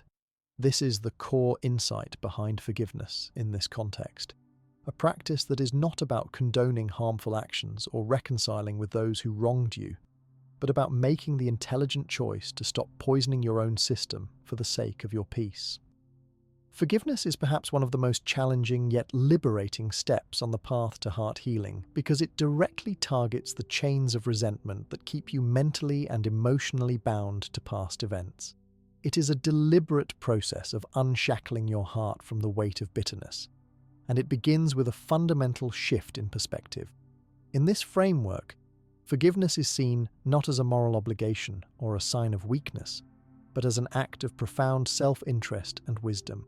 When you hold on to resentment, you are essentially allowing the person who hurt you to continue occupying space in your mind, rent-free, draining your energy and colouring your present experiences with the pain of the past. The practice of forgiveness is about evicting that tenant and reclaiming your inner real estate for your own well-being. It starts with yourself. Often, we carry immense guilt and self-blame for our own mistakes or for things we believe we could have done differently. The first step in forgiveness meditation is to sit quietly, bring yourself to mind, and sincerely offer phrases of forgiveness to yourself. You might say, "For the ways I have harmed myself through thought, word, or action, knowingly or unknowingly, I offer forgiveness. I forgive myself." This can be incredibly powerful, as many heartaches are compounded by a harsh inner critic that refuses to let go of past errors. By offering yourself forgiveness, you soften this inner critic and create a more compassionate internal environment, which is necessary before you can extend forgiveness to others. Then, you bring to mind someone who has caused you harm. This is often the most difficult part. The key is to start small. Do not begin with the person who caused your deepest wound. Perhaps start with someone who mildly irritated you or a stranger who was rude. As you bring them to mind, you offer them forgiveness phrases, such as, "For the ways you have harmed me, through thought, word, or action, knowingly or unknowingly, I offer you forgiveness. I forgive you." You will likely feel resistance, anger, or even rage arise. This is normal and expected. The practice is not to force a feeling of forgiveness, but to cultivate the intention. You are planting a seed, watering it with your repeated intention, even if it feels hollow at first. Over time, with consistent practice, the resistance softens and the emotional charge around the memory begins to diminish. This process works by breaking the psychic link that keeps you tied to the person who hurt you. Every time you replay the hurtful event in your mind, you strengthen the neural pathways associated with that pain, effectively re-wounding yourself. Forgiveness, meditation interrupts this cycle. It does not erase the memory, but it changes your relationship to it, allowing the memory to exist without its painful emotional tail. Finally, you extend forgiveness to anyone you may have harmed. This completes the cycle and fosters a sense of humility and interconnectedness. The profound healing power of forgiveness lies in its ability to return your power to you. When you are resentful, your inner peace is conditional. It depends on the actions or apologies of others, which you often cannot control. By choosing to forgive, you reclaim your power. Your peace becomes an inside job, no longer held hostage by external events or people's behaviors. This is how forgiveness forces your heart to heal. It severs the invisible cords that bind you to your past suffering and allows you to step into the present moment with a lighter, more open heart. It is important to understand that forgiveness is a journey, not a destination. It is not a one-time event where you suddenly feel nothing but love for someone who betrayed you. It is a gradual unfolding, a daily practice of choosing to let go bit by bit. Some days you will feel more forgiving than others, and that is okay. The willingness to forgive is itself a powerful healing force. In practical terms, you can incorporate this into your daily meditation routine. Dedicate a few minutes each day to this practice, moving through the three directions: yourself, others you have harmed, and those who have harmed you. You can also practice informal forgiveness throughout the day. When a resentful thought arises, acknowledge it without judgment, and then consciously decide to release it, even if just for that moment you might say to yourself, "I release this resentment for my own peace." Another helpful perspective is to reflect on the concept of karma, which suggests that all beings act out of ignorance, confusion, and their own suffering. This is not to excuse harmful behavior, but to understand its roots, which can foster a sense of compassion that makes forgiveness easier. When you see that the person who hurt you was likely acting from their own pain and limited awareness, it can help depersonalize the injury and reduce the desire for retribution. The ultimate fruit of this practice is a profound sense of freedom. Letting go of resentment is like setting down a heavy burden you have been carrying for miles. You suddenly feel lighter, more energetic, and more capable of moving forward. Your heart, once constricted by the tight fist of bitterness, begins to open again, making space for joy, connection, and new experiences. This openness is the essence of a healed heart, one that is resilient, compassionate, and free to engage with life fully, without being held back by the ghosts of the past.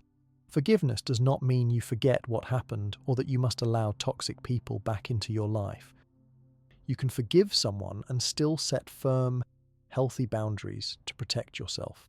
In fact, forgiveness often gives you the clarity and strength to set those boundaries more effectively because you are no longer acting from a place of reactive anger. As you continue this practice, you will likely notice that your overall stress levels decrease, your sleep improves, and your relationships become more authentic because you are not projecting old hurts onto new situations. The heart healing that comes from forgiveness is deep and lasting because it addresses the root cause of ongoing suffering, the attachment to the story of being wronged. By forgiving, you are not changing the past. You are changing how the past lives within you. You are transforming a source of pain into a source of wisdom and strength. This practice synergizes beautifully with all the others we have explored. Mindfulness helps you observe resentful thoughts without getting caught in them. Loving kindness provides the compassionate heart needed to forgive, and community offers the support to stay committed when the journey feels tough. Your heart learns that true healing is not about avoiding pain, but about transforming it through courageous acts of love and release. And forgiveness is perhaps the most courageous act of all. It is the final key that unlocks the door to a heart that is truly free, whole, and capable of boundless love. After unlocking the profound freedom that comes from forgiving others and yourself, you might feel a new lightness. But this very freedom can lead to a deeper question. What now, with this unburdened heart and the limited time we have? This is where a practice that might seem intimidating at first becomes an incredible catalyst for healing. The constant and profound contemplation of death, not as a morbid fixation, but as a powerful tool to instill a fierce and loving urgency for your own spiritual and emotional well-being. It is about looking directly at the impermanence of life to squeeze every drop of meaning and love from the present moment. The practice of Maranasati, or mindfulness of death, is a central yet often overlooked part of the path. And it works by radically recontextualizing all of your suffering. When you sit and honestly reflect on the fact that your life and the lives of everyone you know will inevitably end, it has a strange and immediate effect of sorting the trivial from the essential.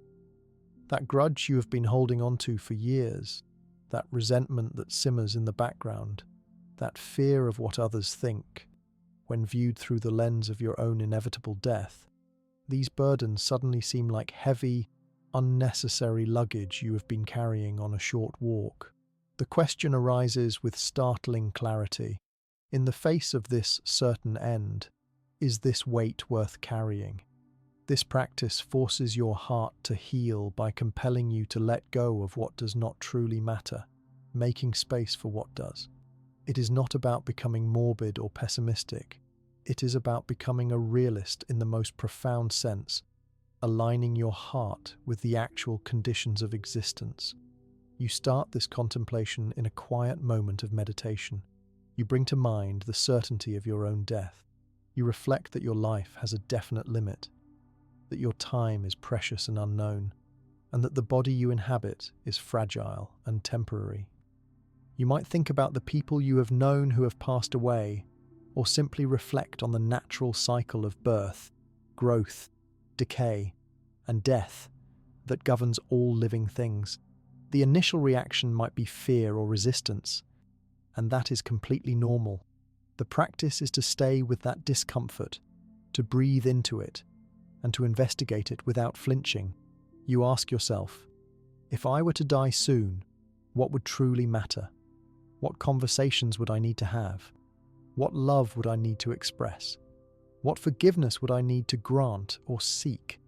This line of inquiry is not designed to create anxiety, but to generate a profound sense of urgency, not a frantic, panicked urgency, but a calm, determined one that says, heal now, love now, be at peace now.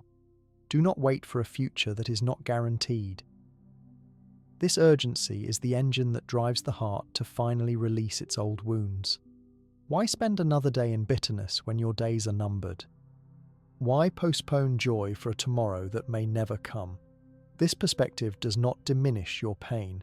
It simply puts it in its proper place, as a passing experience in a fleeting life, rather than the defining narrative of your existence. As you deepen this practice, you begin to live with what some call the awareness of death in your left pocket. It is a constant, gentle reminder that infuses your daily activities with greater presence and appreciation. When you are having a conversation with a loved one, you truly listen, knowing it could be your last. When you feel the sun on your skin, you savor it fully. When a minor irritation arises, like being stuck in traffic or a rude comment, you are much more likely to let it go, because you see it for what it is, a tiny blip in the grand, precious scheme of your life. This is how contemplation of death heals the heart. It trains you to invest your emotional energy only in what is truly worthy of it. The small irritations and the great resentments alike lose their power to hook you. Your heart becomes more resilient because it is anchored in the reality of the present moment, not in the illusory permanence of your problems. Furthermore, this practice brings a profound sense of gratitude for the simple fact of being alive. Each breath becomes a gift, each moment a miracle. This gratitude, which we have discussed before, is amplified 1,000-fold when paired with the awareness of death. You stop taking life for granted and start living it as the sacred, finite opportunity that it is. This does not mean you become reckless or stop planning for the future. It means you engage with the future while being fully rooted in the now, understanding that the future is a concept, but now is all you ever truly have. The acceptance of death is, in many ways, the ultimate act of acceptance. If you can make peace with the fact that you and everyone you love will die, then you can make peace with the smaller, more manageable pains of daily life. It puts all of your other acceptances into perspective. the heartache from a failed relationship, the sting of a professional setback, the anxiety about your health. All of these are held within the larger container of life's impermanence. This realization brings a deep and abiding courage. You stop being so afraid of emotional pain because you see it as part of the landscape of a rich, full life, a life that includes both joy and sorrow, birth and death. To integrate this practice, you can set aside a few minutes each day for formal reflection. You can use guided meditations on impermanence or simply sit and reflect on phrases like, "Death is certain. The time of death is uncertain. What is most important right now?" The key is to do it consistently, so the awareness seeps into your subconscious and begins to inform your choices and reactions spontaneously. You can also use informal triggers throughout the day. When you see a dead leaf, a withered flower, or hear news of someone's passing, let it be a reminder to come back to the present and appreciate what you have. The healing that comes from this practice is not a one-time event, but a continuous deepening. Your heart learns that to be fully alive is to be intimately acquainted with death. This intimacy strips away the fear and allows your heart to open more widely, to love more deeply, and to forgive more easily, because you understand that every moment is too precious to waste on holding back. This practice synergizes perfectly with all the others. Mindfulness helps you to stay present with the contemplation without being overwhelmed. Loving kindness becomes the natural response when you see the shared mortality in everyone you meet. Forgiveness becomes an obvious necessity, and community becomes even more precious as you recognize the shared journey we are all on. Your heart, once afraid and contracted, learns to expand into the vastness of life, including its end. It heals because it no longer has time for petty grievances and because it is too busy loving, creating, and being fully alive in the astonishing gift of the present moment. This is the final gift of contemplating death. It forces you to live, and to live with a heart that is open, unburdened, and fiercely, joyfully alive. After realizing the profound urgency to heal that comes from contemplating life's fragility, you might feel inspired to change, but this initial inspiration must be fueled by something far more durable to navigate the inevitable ups and downs of the healing journey, which is where the practice of cultivating unwavering perseverance and courage becomes essential. This is not about a fleeting burst of motivation, but about building a steady, resilient energy that allows you to face your deepest pains head-on, day after day, without giving up on yourself. In the context of heart healing, perseverance, or virya as it is known, is the quality of heroic effort, the inner fortitude that keeps you returning to the work of healing even when every part of you wants to run away and seek distraction. It is the courage to sit with your own darkness, to feel the raw ache of a broken heart without immediately reaching for something to numb it, and to commit to the path of healing as a non-negotiable priority in your life. This kind of courage is not the absence of fear or pain. It is the willingness to proceed despite them, to acknowledge the resistance and do the work anyway. Imagine your healing journey as a long, arduous trek up a mountain. There will be days when the path is clear and the sun is shining, and you feel light and optimistic. But there will also be days, many of them, when the fog rolls in, the path disappears, your legs feel like lead, and every step is a struggle. Perseverance is what keeps you putting one foot in front of the other on those foggy, difficult days. It is the quiet voice inside that says, "Keep going, even when you cannot see the summit." This quality is crucial because healing is rarely a straight line. It is a spiral where you might revisit the same pain multiple times, each time from a slightly different perspective or with a little more understanding. Without perseverance, it is easy to misinterpret these cycles as failure and abandon the path altogether, convinced that you are not making progress or that you are broken beyond repair. Virya is the understanding that these challenging phases are not setbacks, but integral parts of the process, opportunities to deepen your healing and strengthen your resolve. So how do you cultivate this kind of sustained courage? It begins with a conscious decision, a setting of your intention. You must make a firm commitment to your own healing, to treating it with the same importance as your physical health or your job. This commitment is your anchor. Then, you build perseverance through small, consistent actions. You show up for your meditation practice even on the days when your mind is a storm of thoughts and your heart feels heavy and closed. You do not wait for the perfect moment or for you to feel like doing it. You do it because you committed to it, trusting that the action itself, repeated over time, will build the mental muscle you need. On days when sitting in formal meditation feels impossible, you practice courage in other ways. You might simply sit for 5 minutes instead of 20, or you might engage in a mindful walk, focusing on the sensations of your feet touching the ground. The key is to not let the chain of consistency break. Every time you choose to engage with your practice, despite resistance, you are strengthening your virya. This practice forces your heart to heal by systematically breaking the pattern of avoidance that keeps suffering intact. Much of our emotional pain is perpetuated not by the original wound itself, but by our frantic efforts to escape it. We distract ourselves with work, entertainment, substances, or unhealthy relationships, anything to avoid feeling the discomfort.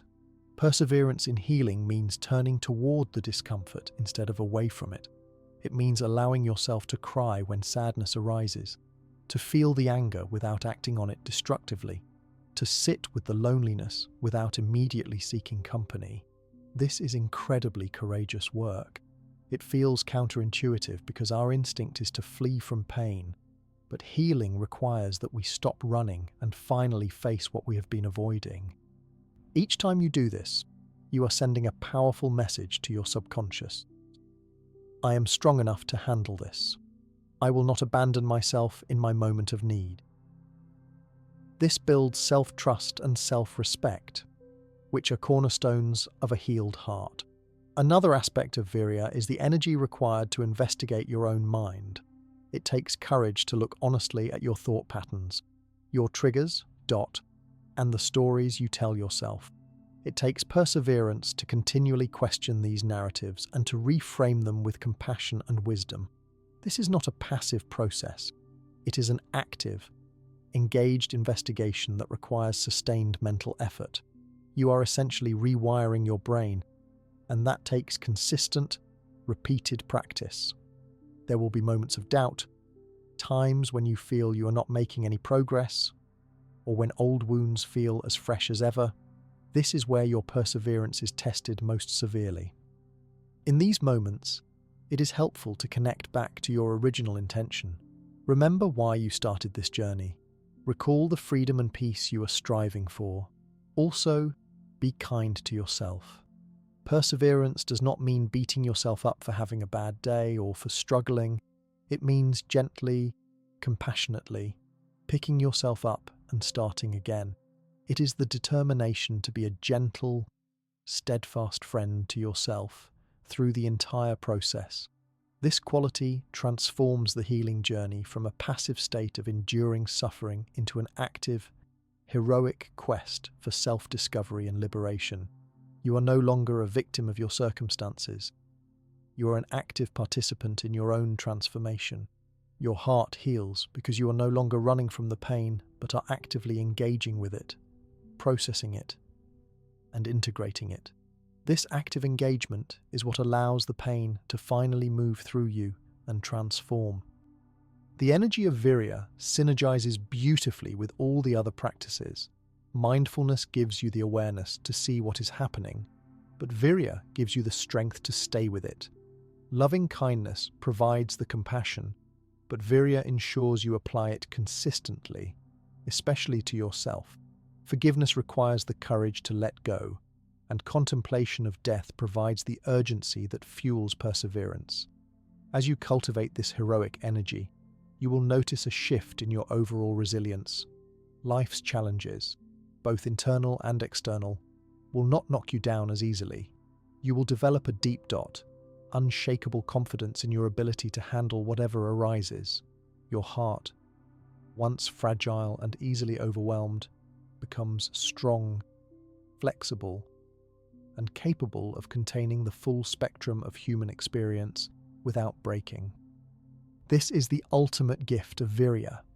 It forges a heart that is not only healed but is also courageous, resilient, and fully alive, ready to embrace life with all its joys and sorrows with an open and steadfast spirit. The journey demands everything you have, but it gives back infinitely more, revealing a strength within you that you never knew you possessed, a strength that confirms you are, and always have been, worthy of your own unwavering effort and love. After building that unwavering courage to sit with your pain, you might discover that the battle isn't about acquiring more strength, but about learning to need less, to find a profound and sustainable happiness, not in changing your circumstances, but in changing your relationship to them, which is the essence of cultivating contentment with the simple. This practice is about training your heart to find its joy and peace not in possessions, status, or sensory pleasures, but in a deep, internal sense of enoughness, a fundamental satisfaction with life as it is, right now. It is a radical shift from seeking happiness outside yourself to uncovering it within, and it is incredibly powerful for healing a wounded heart because it directly addresses the root of much of our suffering, the constant sense of lack, the feeling that something is missing and that we need to get it to be happy. When your heart is broken, it is easy to fall into the trap of believing that you need something external to fix it, a new relationship, a different job, more money, or the apology you never received.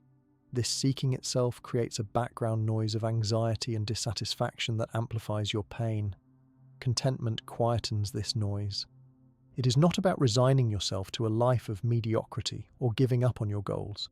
It is about finding a baseline of peace and appreciation that is not dependent on those goals being met. You start by simplifying your life and consciously appreciating the most basic things. You take a moment to genuinely feel gratitude for the roof over your head, for the food on your table, for the ability to breathe, to see, to hear. These are not small things. They are the fundamental conditions that support your life. And by bringing your attention to them, you begin to rewire your brain to focus on what you have rather than what you lack. This practice forces your heart to heal by creating a foundation of peace and satisfaction against which your specific pain can be processed without triggering existential panic. When a wave of grief or anger hits, it does not feel like the end of the world because your sense of well-being is not entirely tied to that single emotion or event. There is a deeper, more stable undercurrent of contentment that remains, allowing you to feel the pain without being completely overwhelmed by it.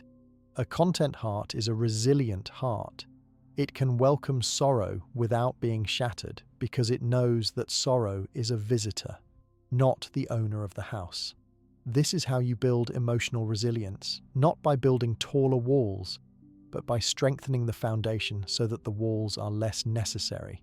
To cultivate this contentment, you engage in a daily practice of mindful appreciation. Throughout your day, you intentionally pause to notice and savor simple pleasures. You feel the warmth of the sun on your skin. You truly taste the flavor of your meal.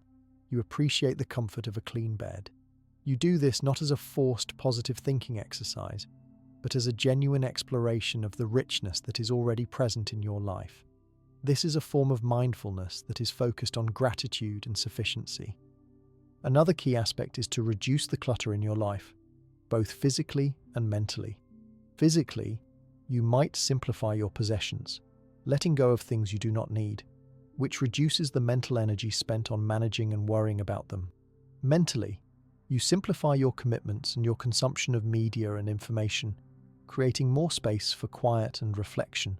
This simplicity is not about deprivation, it is about creating room for what truly matters.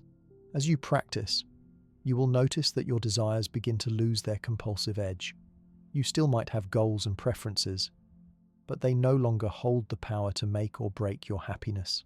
Your inner state becomes less volatile, less dependent on the roller coaster of external successes and failures. This stability is crucial for heart healing because it allows you to process emotional pain from a place of relative calm rather than from a place of desperate need. The practice of contentment teaches you that healing is not about acquiring something that is missing, but about discovering a wholeness that was always already present. Your heart does not need to be fixed because it was never broken in the way you thought. It simply needs to remember its innate capacity for peace and joy, independent of conditions. This realization is profoundly liberating. It shifts the entire healing journey from a pursuit of something outside to a return to yourself. This practice works hand in hand with all the others we have explored. The mindfulness you developed helps you to notice the moments of simple joy. The loving kindness you cultivated extends to yourself in this gentle appreciation of your life. The detachment you practiced allows you to enjoy things without clinging to them. The perseverance you built gives you the consistency to keep returning to this practice, especially on days when it feels difficult.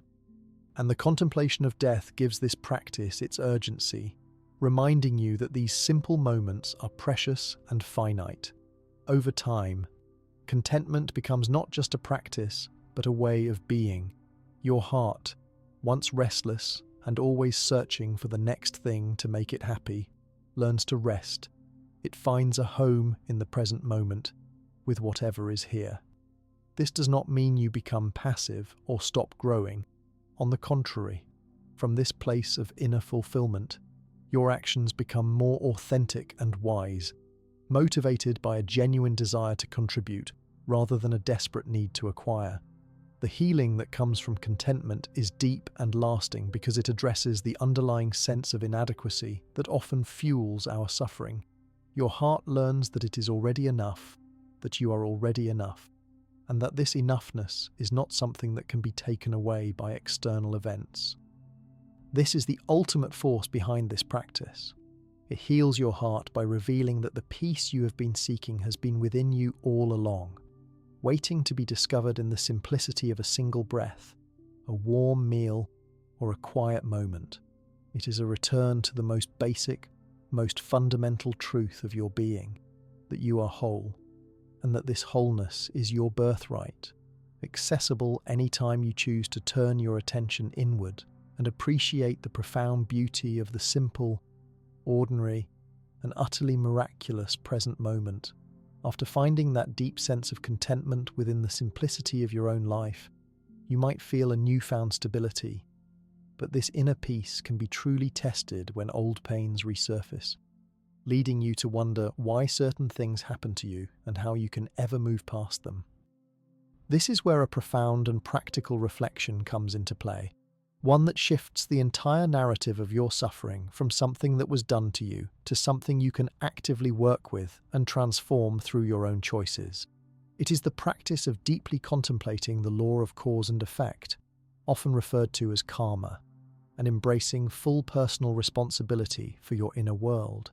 Now, karma is often misunderstood as a system of punishment or reward, but in its essence, it is much simpler and more immediate.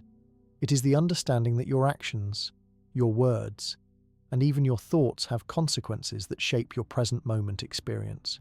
It is about seeing the direct link between what you put out into the world and what you experience internally.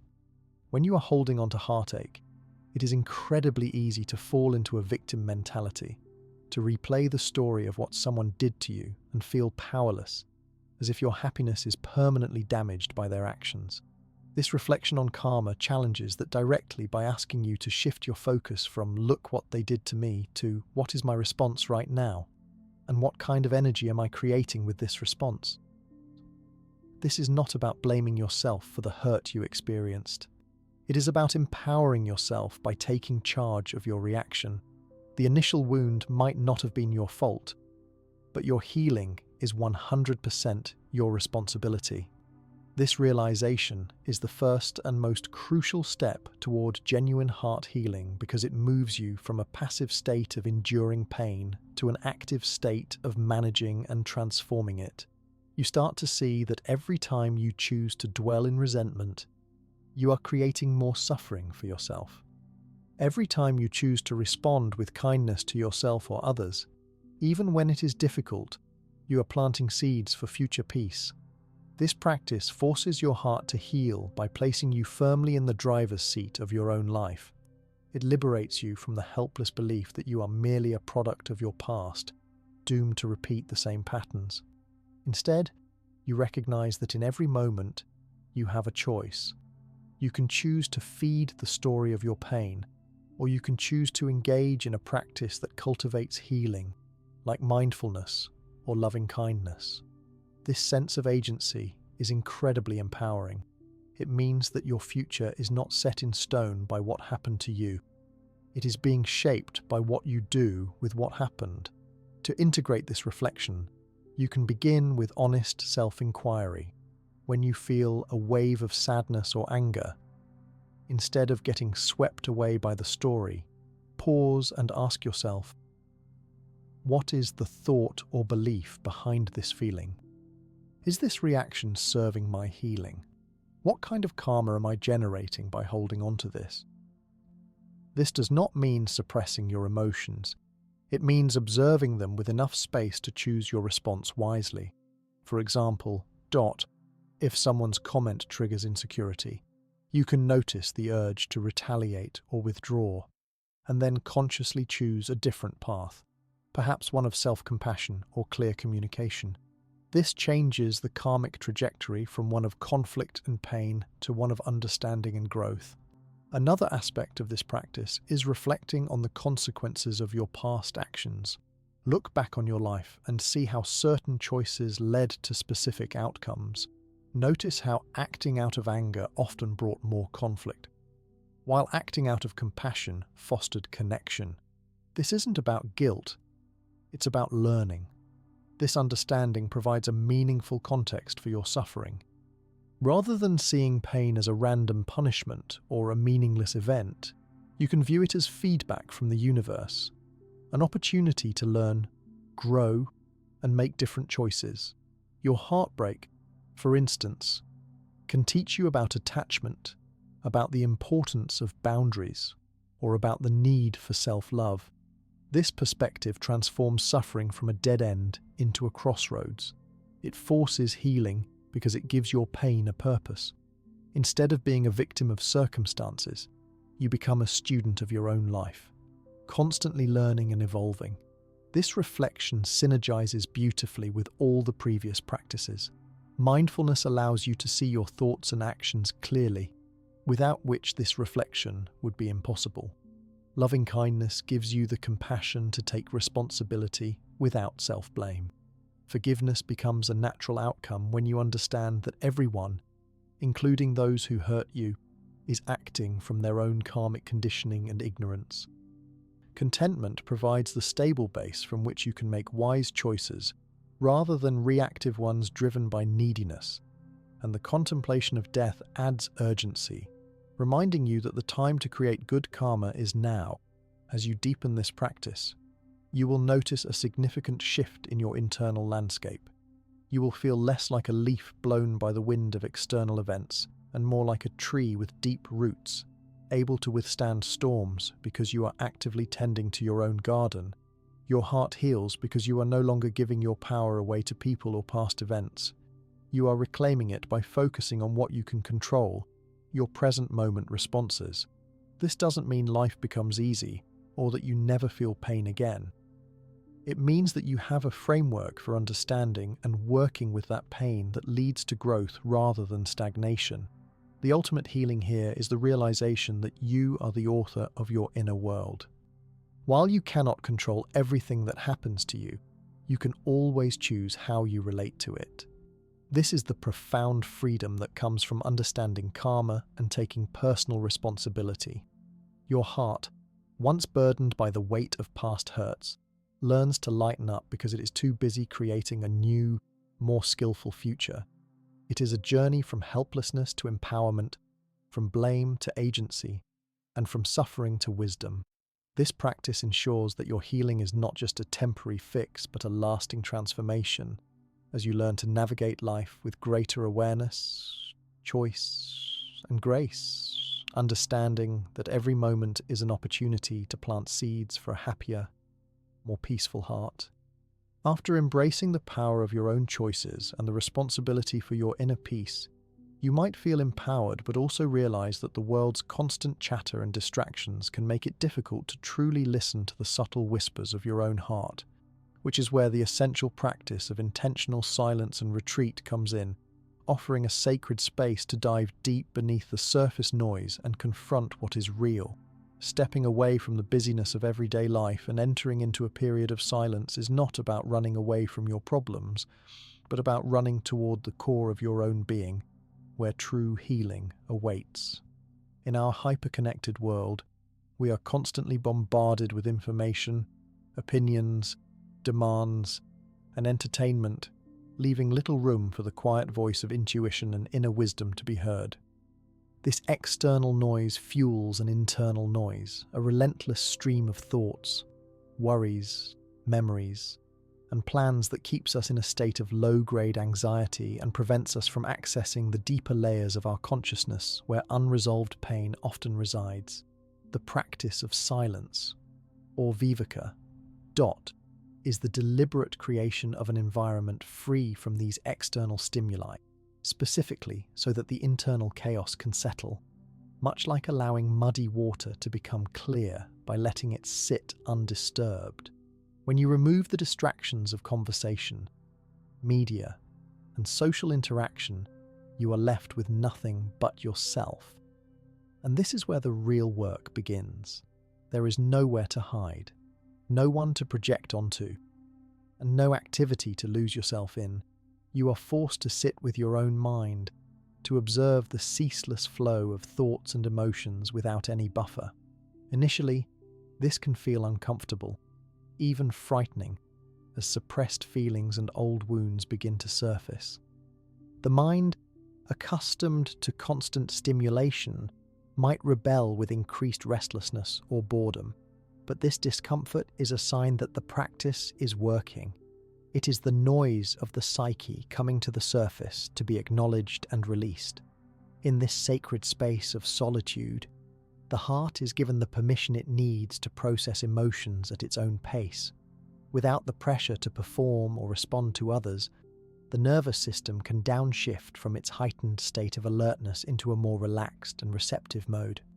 This physiological shift is crucial for healing, as it allows the body to release stored tension and the mind to enter states of deeper awareness.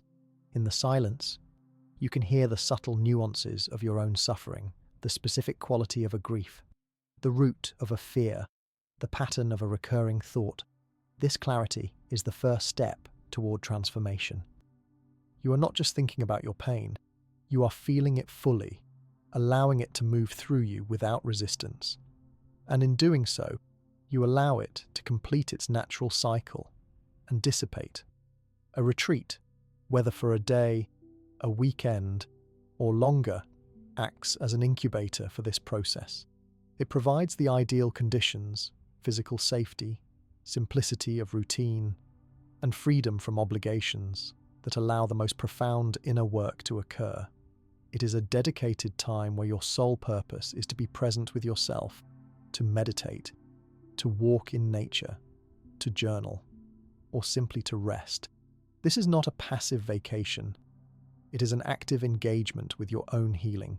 The structure of a retreat supports you through the challenging moments, providing a container that feels both expansive and secure. In this container, the seeds of peace that you have been planting through your daily meditation and mindfulness practices finally have the space to germinate and grow. The insights that arise in silence are often more profound and lasting than those gained through intellectual study alone, because they are felt in the body and known in the heart. The practice of silence also helps to recalibrate your relationship with the world. After a period of retreat, you return to your daily life with fresh eyes and a renewed sense of perspective. The things that once seemed overwhelmingly important may now appear trivial, and you might find a greater capacity for patience, compassion, and gratitude. The internal quiet you cultivated continues to resonate within you, acting as a buffer against the stresses of modern life.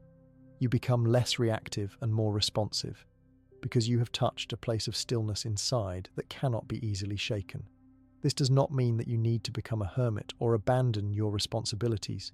Rather, it means integrating the essence of retreat into your everyday life. You can create small pockets of silence each day, a few minutes of sitting in quiet upon waking, a mindful walk without headphones, or a technology-free evening. These micro-retreats help to maintain the connection to that inner sanctuary. The healing that occurs in silence is deep and organic. It is not about analysing your pain to death, but about creating the conditions for it to unravel on its own. The heart, when given the space and silence it needs, knows how to heal itself. It is a wise and intelligent system that, when not interfered with by constant mental chatter and external demands, will naturally move toward wholeness and balance. This practice forces the heart to heal by removing all the obstacles to healing, the distractions, the avoidances, the stories, and allowing the innate intelligence of your own being to take over. In the crucible of silence, the raw material of your suffering is alchemized into wisdom and compassion. The pains that you carried for so long are seen not as enemies, but as teachers. The loneliness that you feared becomes a gateway to a deeper connection with yourself. The anger that you suppressed transforms into a clear energy for setting boundaries. This is the ultimate gift of silence and retreat. It allows for a fundamental reorganization of your inner world, from a place of fragmentation and reaction to a place of integration and peace. As you continue to make space for silence in your life, you will discover that it is not an empty void, but a fertile ground from which creativity, love, and authentic action can spring. Your heart, once burdened by the weight of unprocessed emotions and external noise, learns to rest in its own inherent stillness. It becomes a source of unwavering strength and serenity, capable of embracing all of life's experiences with an open and resilient grace. This journey into silence is a homecoming, a return to the essence of who you are, beyond the stories and the scars. And it is in this homecoming that the most profound and lasting healing truly occurs. After discovering the profound peace that comes from inner silence, you might find yourself more aware of the emotional currents in your relationships, particularly the subtle pang of envy or comparison that can arise when others experience happiness while you are still healing. This is where the deliberate cultivation of compassionate joy, a practice known as mudita, becomes an unexpected but incredibly powerful tool for forcing your heart to heal by transforming jealousy into a shared celebration that expands your own capacity for happiness. Mudita is the genuine, unforced feeling of joy in response to the good fortune, success, and happiness of other beings. And it is the direct antidote to the heart's contraction in the face of another's joy. When your heart is wounded, it is common to feel a sense of lack, and seeing someone else with what you desire, be it a loving relationship, career success, or simple contentment, can amplify your own pain, making you feel isolated and bitter. This practice directly challenges that painful reaction by training your mind to find pleasure in the pleasure of others, thereby breaking the illusion of separation and competition that underlies so much of our suffering. It might seem counterintuitive at first, even difficult, to feel happy for someone who has what you want, but this is exactly why it is so transformative for a healing heart. You start the practice in a quiet moment of meditation, bringing to mind someone who is happy and successful, perhaps a friend or family member who has recently had some good news. You consciously reflect on their happiness and silently offer them phrases of joyful appreciation, such as, "I am happy for your joy," or "May your good fortune continue." The key is to genuinely connect with the feeling of delight for them, to visualize their smile and feel a resonant happiness in your own heart. If feelings of resistance, jealousy, or sadness come up, which they often will, you acknowledge them with kindness and without judgment, and then gently return your focus to the wish for their continued happiness. This is not about suppressing your own pain or faking a feeling. It is about actively cultivating a new, more expansive emotional habit alongside your existing feelings. Over time, with consistent repetition, this practice rewires the brain's response, weakening the neural pathways associated with envy and strengthening those linked to empathy and shared joy. The healing power of mudita lies in its ability to directly combat the bitterness and resentment that can keep a heart locked in suffering. Envy and schadenfreude, taking pleasure in others' misfortunes, are states of mental contraction that are inherently painful. They feel like a tightening in the chest, a closing off from the world. By practicing mudita, you actively choose expansion over contraction.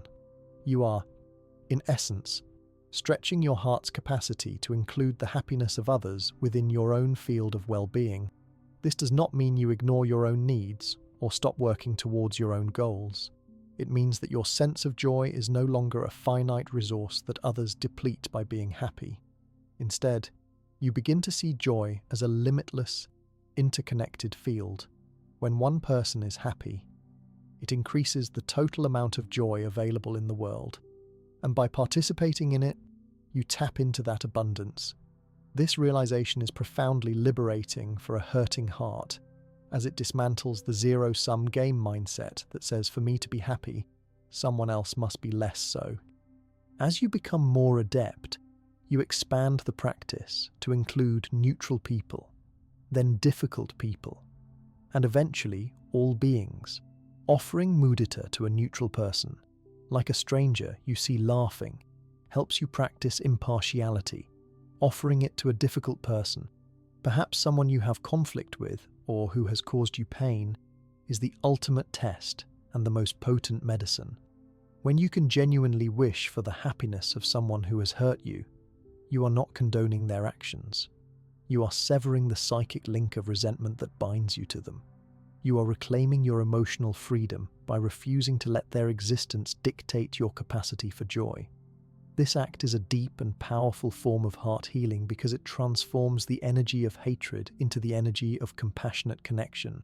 The benefits of this practice extend far beyond the meditation cushion.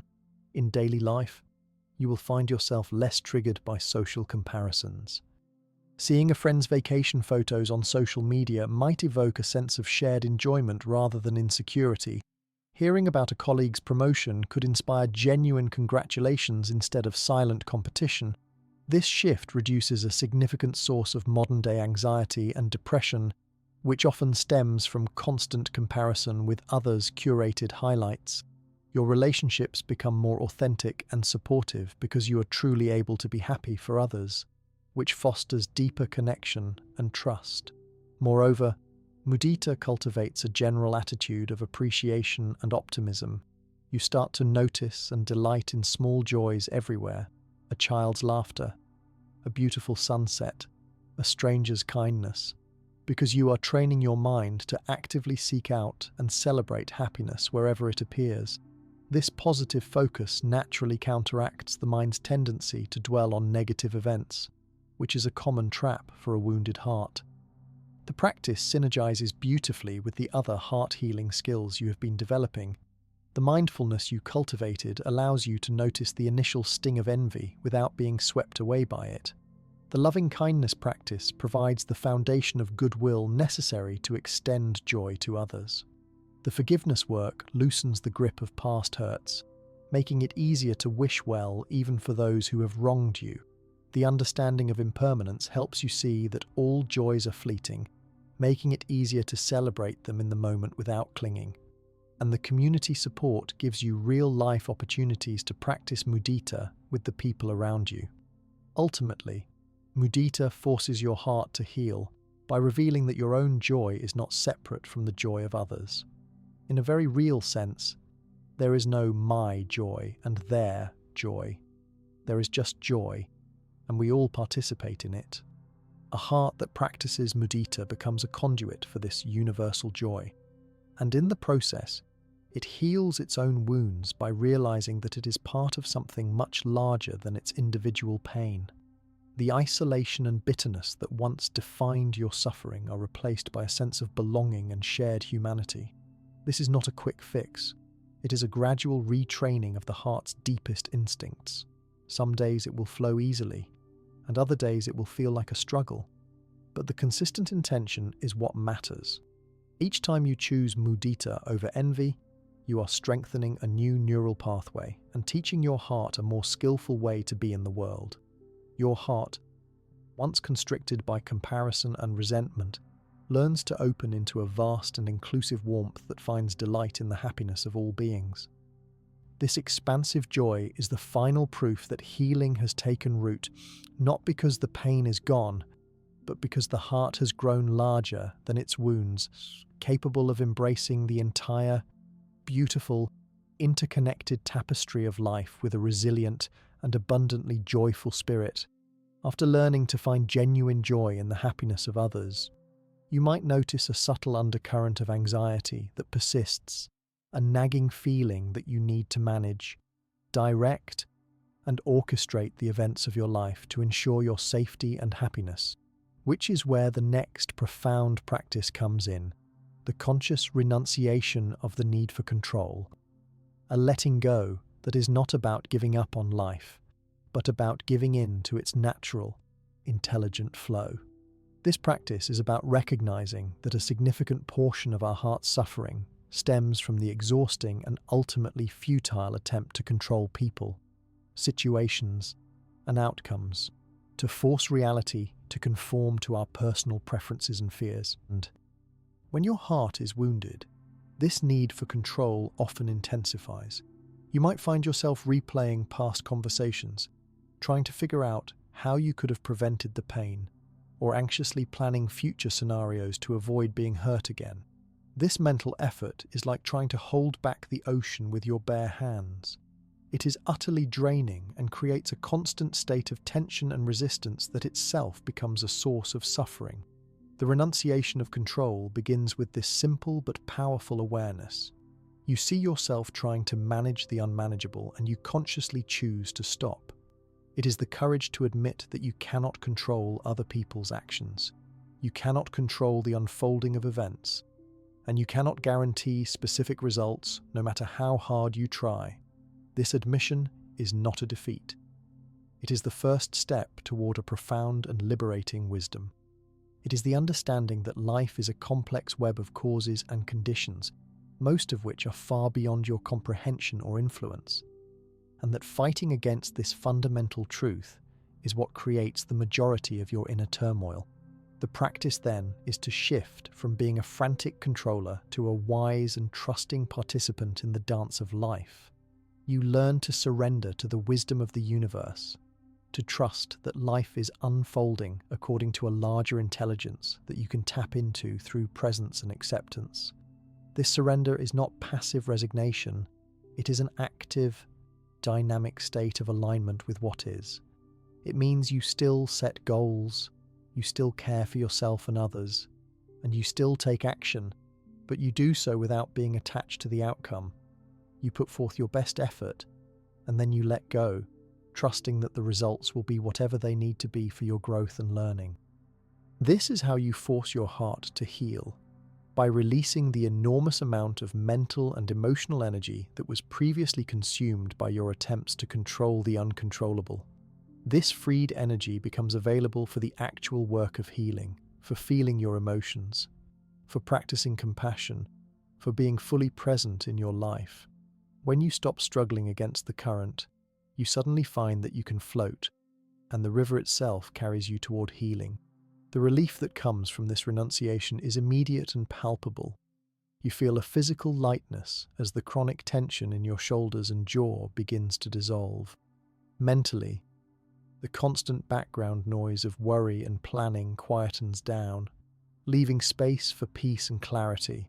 Emotionally, you become more resilient because your sense of security is no longer tied to external circumstances behaving in a specific way. You develop an inner stability that cannot be shaken by life's inevitable changes and surprises. This does not mean you become careless or irresponsible. On the contrary, your actions become more effective because they are born from a place of calm discernment rather than frantic control. You start to respond to situations instead of reacting from fear.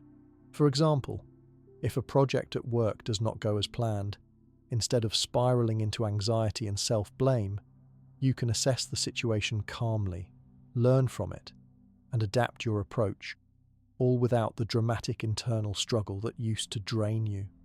To cultivate this renunciation in daily life, you can start with small, intentional practices. Begin by noticing the moments when you feel the urge to control. It might be in a conversation where you are trying to steer the other person's opinion, or in a traffic jam where you are fuming over the delay, or in your personal relationships where you have expectations about how others should act. When you notice this urge, take a deep breath and consciously relax your body. Silently affirm to yourself, "I release my need to control this." Then, bring your attention to the present moment and ask, "What is my most skillful response right now?" without attachment to how it turns out. This simple shift in focus, from controlling the outcome to managing your response, is incredibly empowering. Another powerful practice is to reflect on the times in your life when things did not go according to your plan, but turned out for the best in ways you could never have anticipated. This builds trust in the organic intelligence of life. You can also practice surrendering in meditation by focusing on your breath and imagining each exhale as a release of control, a letting go into the support of the present moment. As you deepen this practice, you will begin to experience what many describe as grace or synchronicity, meaningful coincidences, and unexpected support that seem to arise when you stop forcing things. This happens because you are no longer blocking the flow of life with your resistance. You are open and receptive to the opportunities and guidance that have always been available but were obscured by your need to manage everything. Your heart heals in this space of openness because it finally feels safe to relax, to be vulnerable, and to trust that you are held by something larger than your individual will. This practice synergizes beautifully with all the others. The mindfulness you cultivated allows you to notice the impulse to control. The acceptance you practiced gives you the strength to let things be as they are. The loving kindness fills the space left by control with compassion for yourself and others. The understanding of impermanence reminds you that all situations are fleeting, making it easier to release your grip, and the contemplation of death gives you the perspective to see that in the end, control is an illusion. The ultimate healing from renouncing control is the discovery of a profound inner freedom. You are no longer a puppet master straining to pull the strings of your life. You are a dancer moving in rhythm with the music of existence. Your heart, once constricted by fear and the need to manage every detail, learns to expand and embrace the beautiful, unpredictable adventure of being alive. It heals because it is no longer fighting reality but flowing with it, finding peace not in certainty, but in the sacred mystery of each unfolding moment. This journey from control to surrender is perhaps one of the most gentle and profound paths to heart healing, as it teaches you that true power lies not in domination, but in harmonious participation with the great dance of life.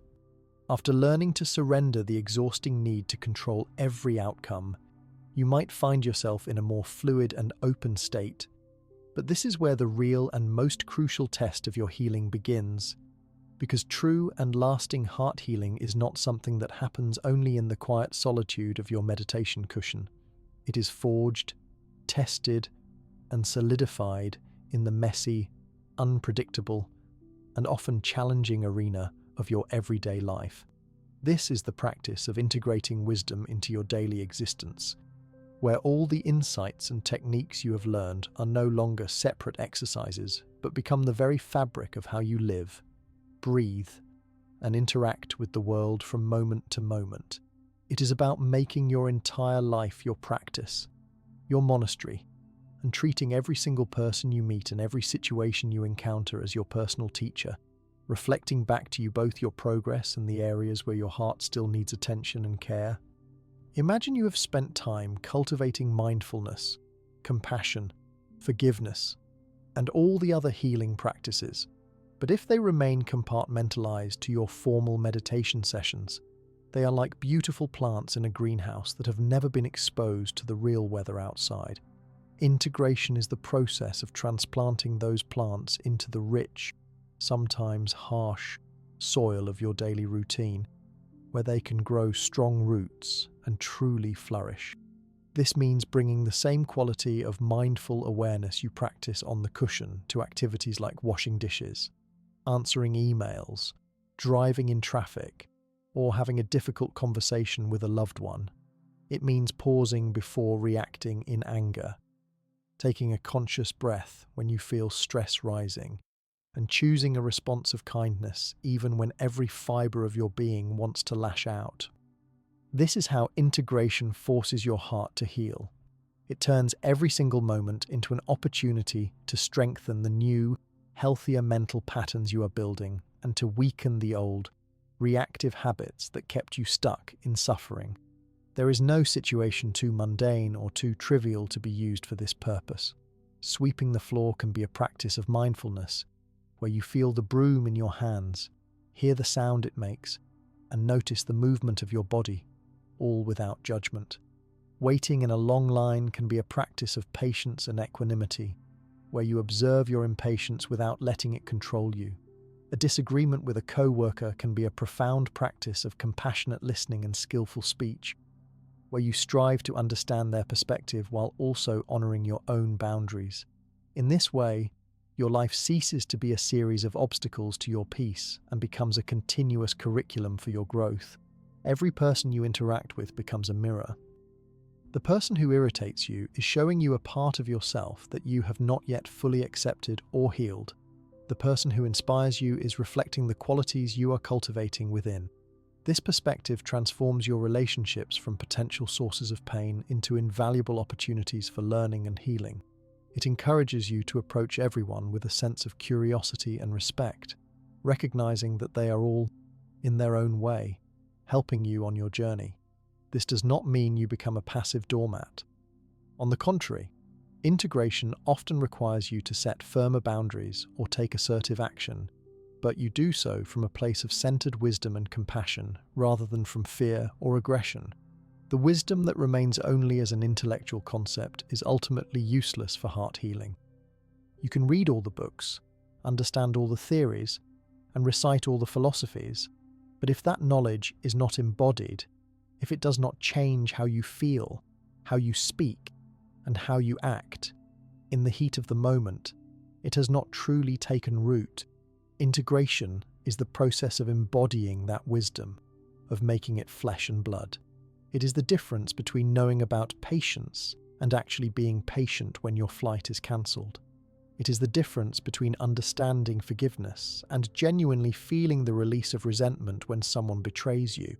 This embodiment is what makes the transformation real and lasting.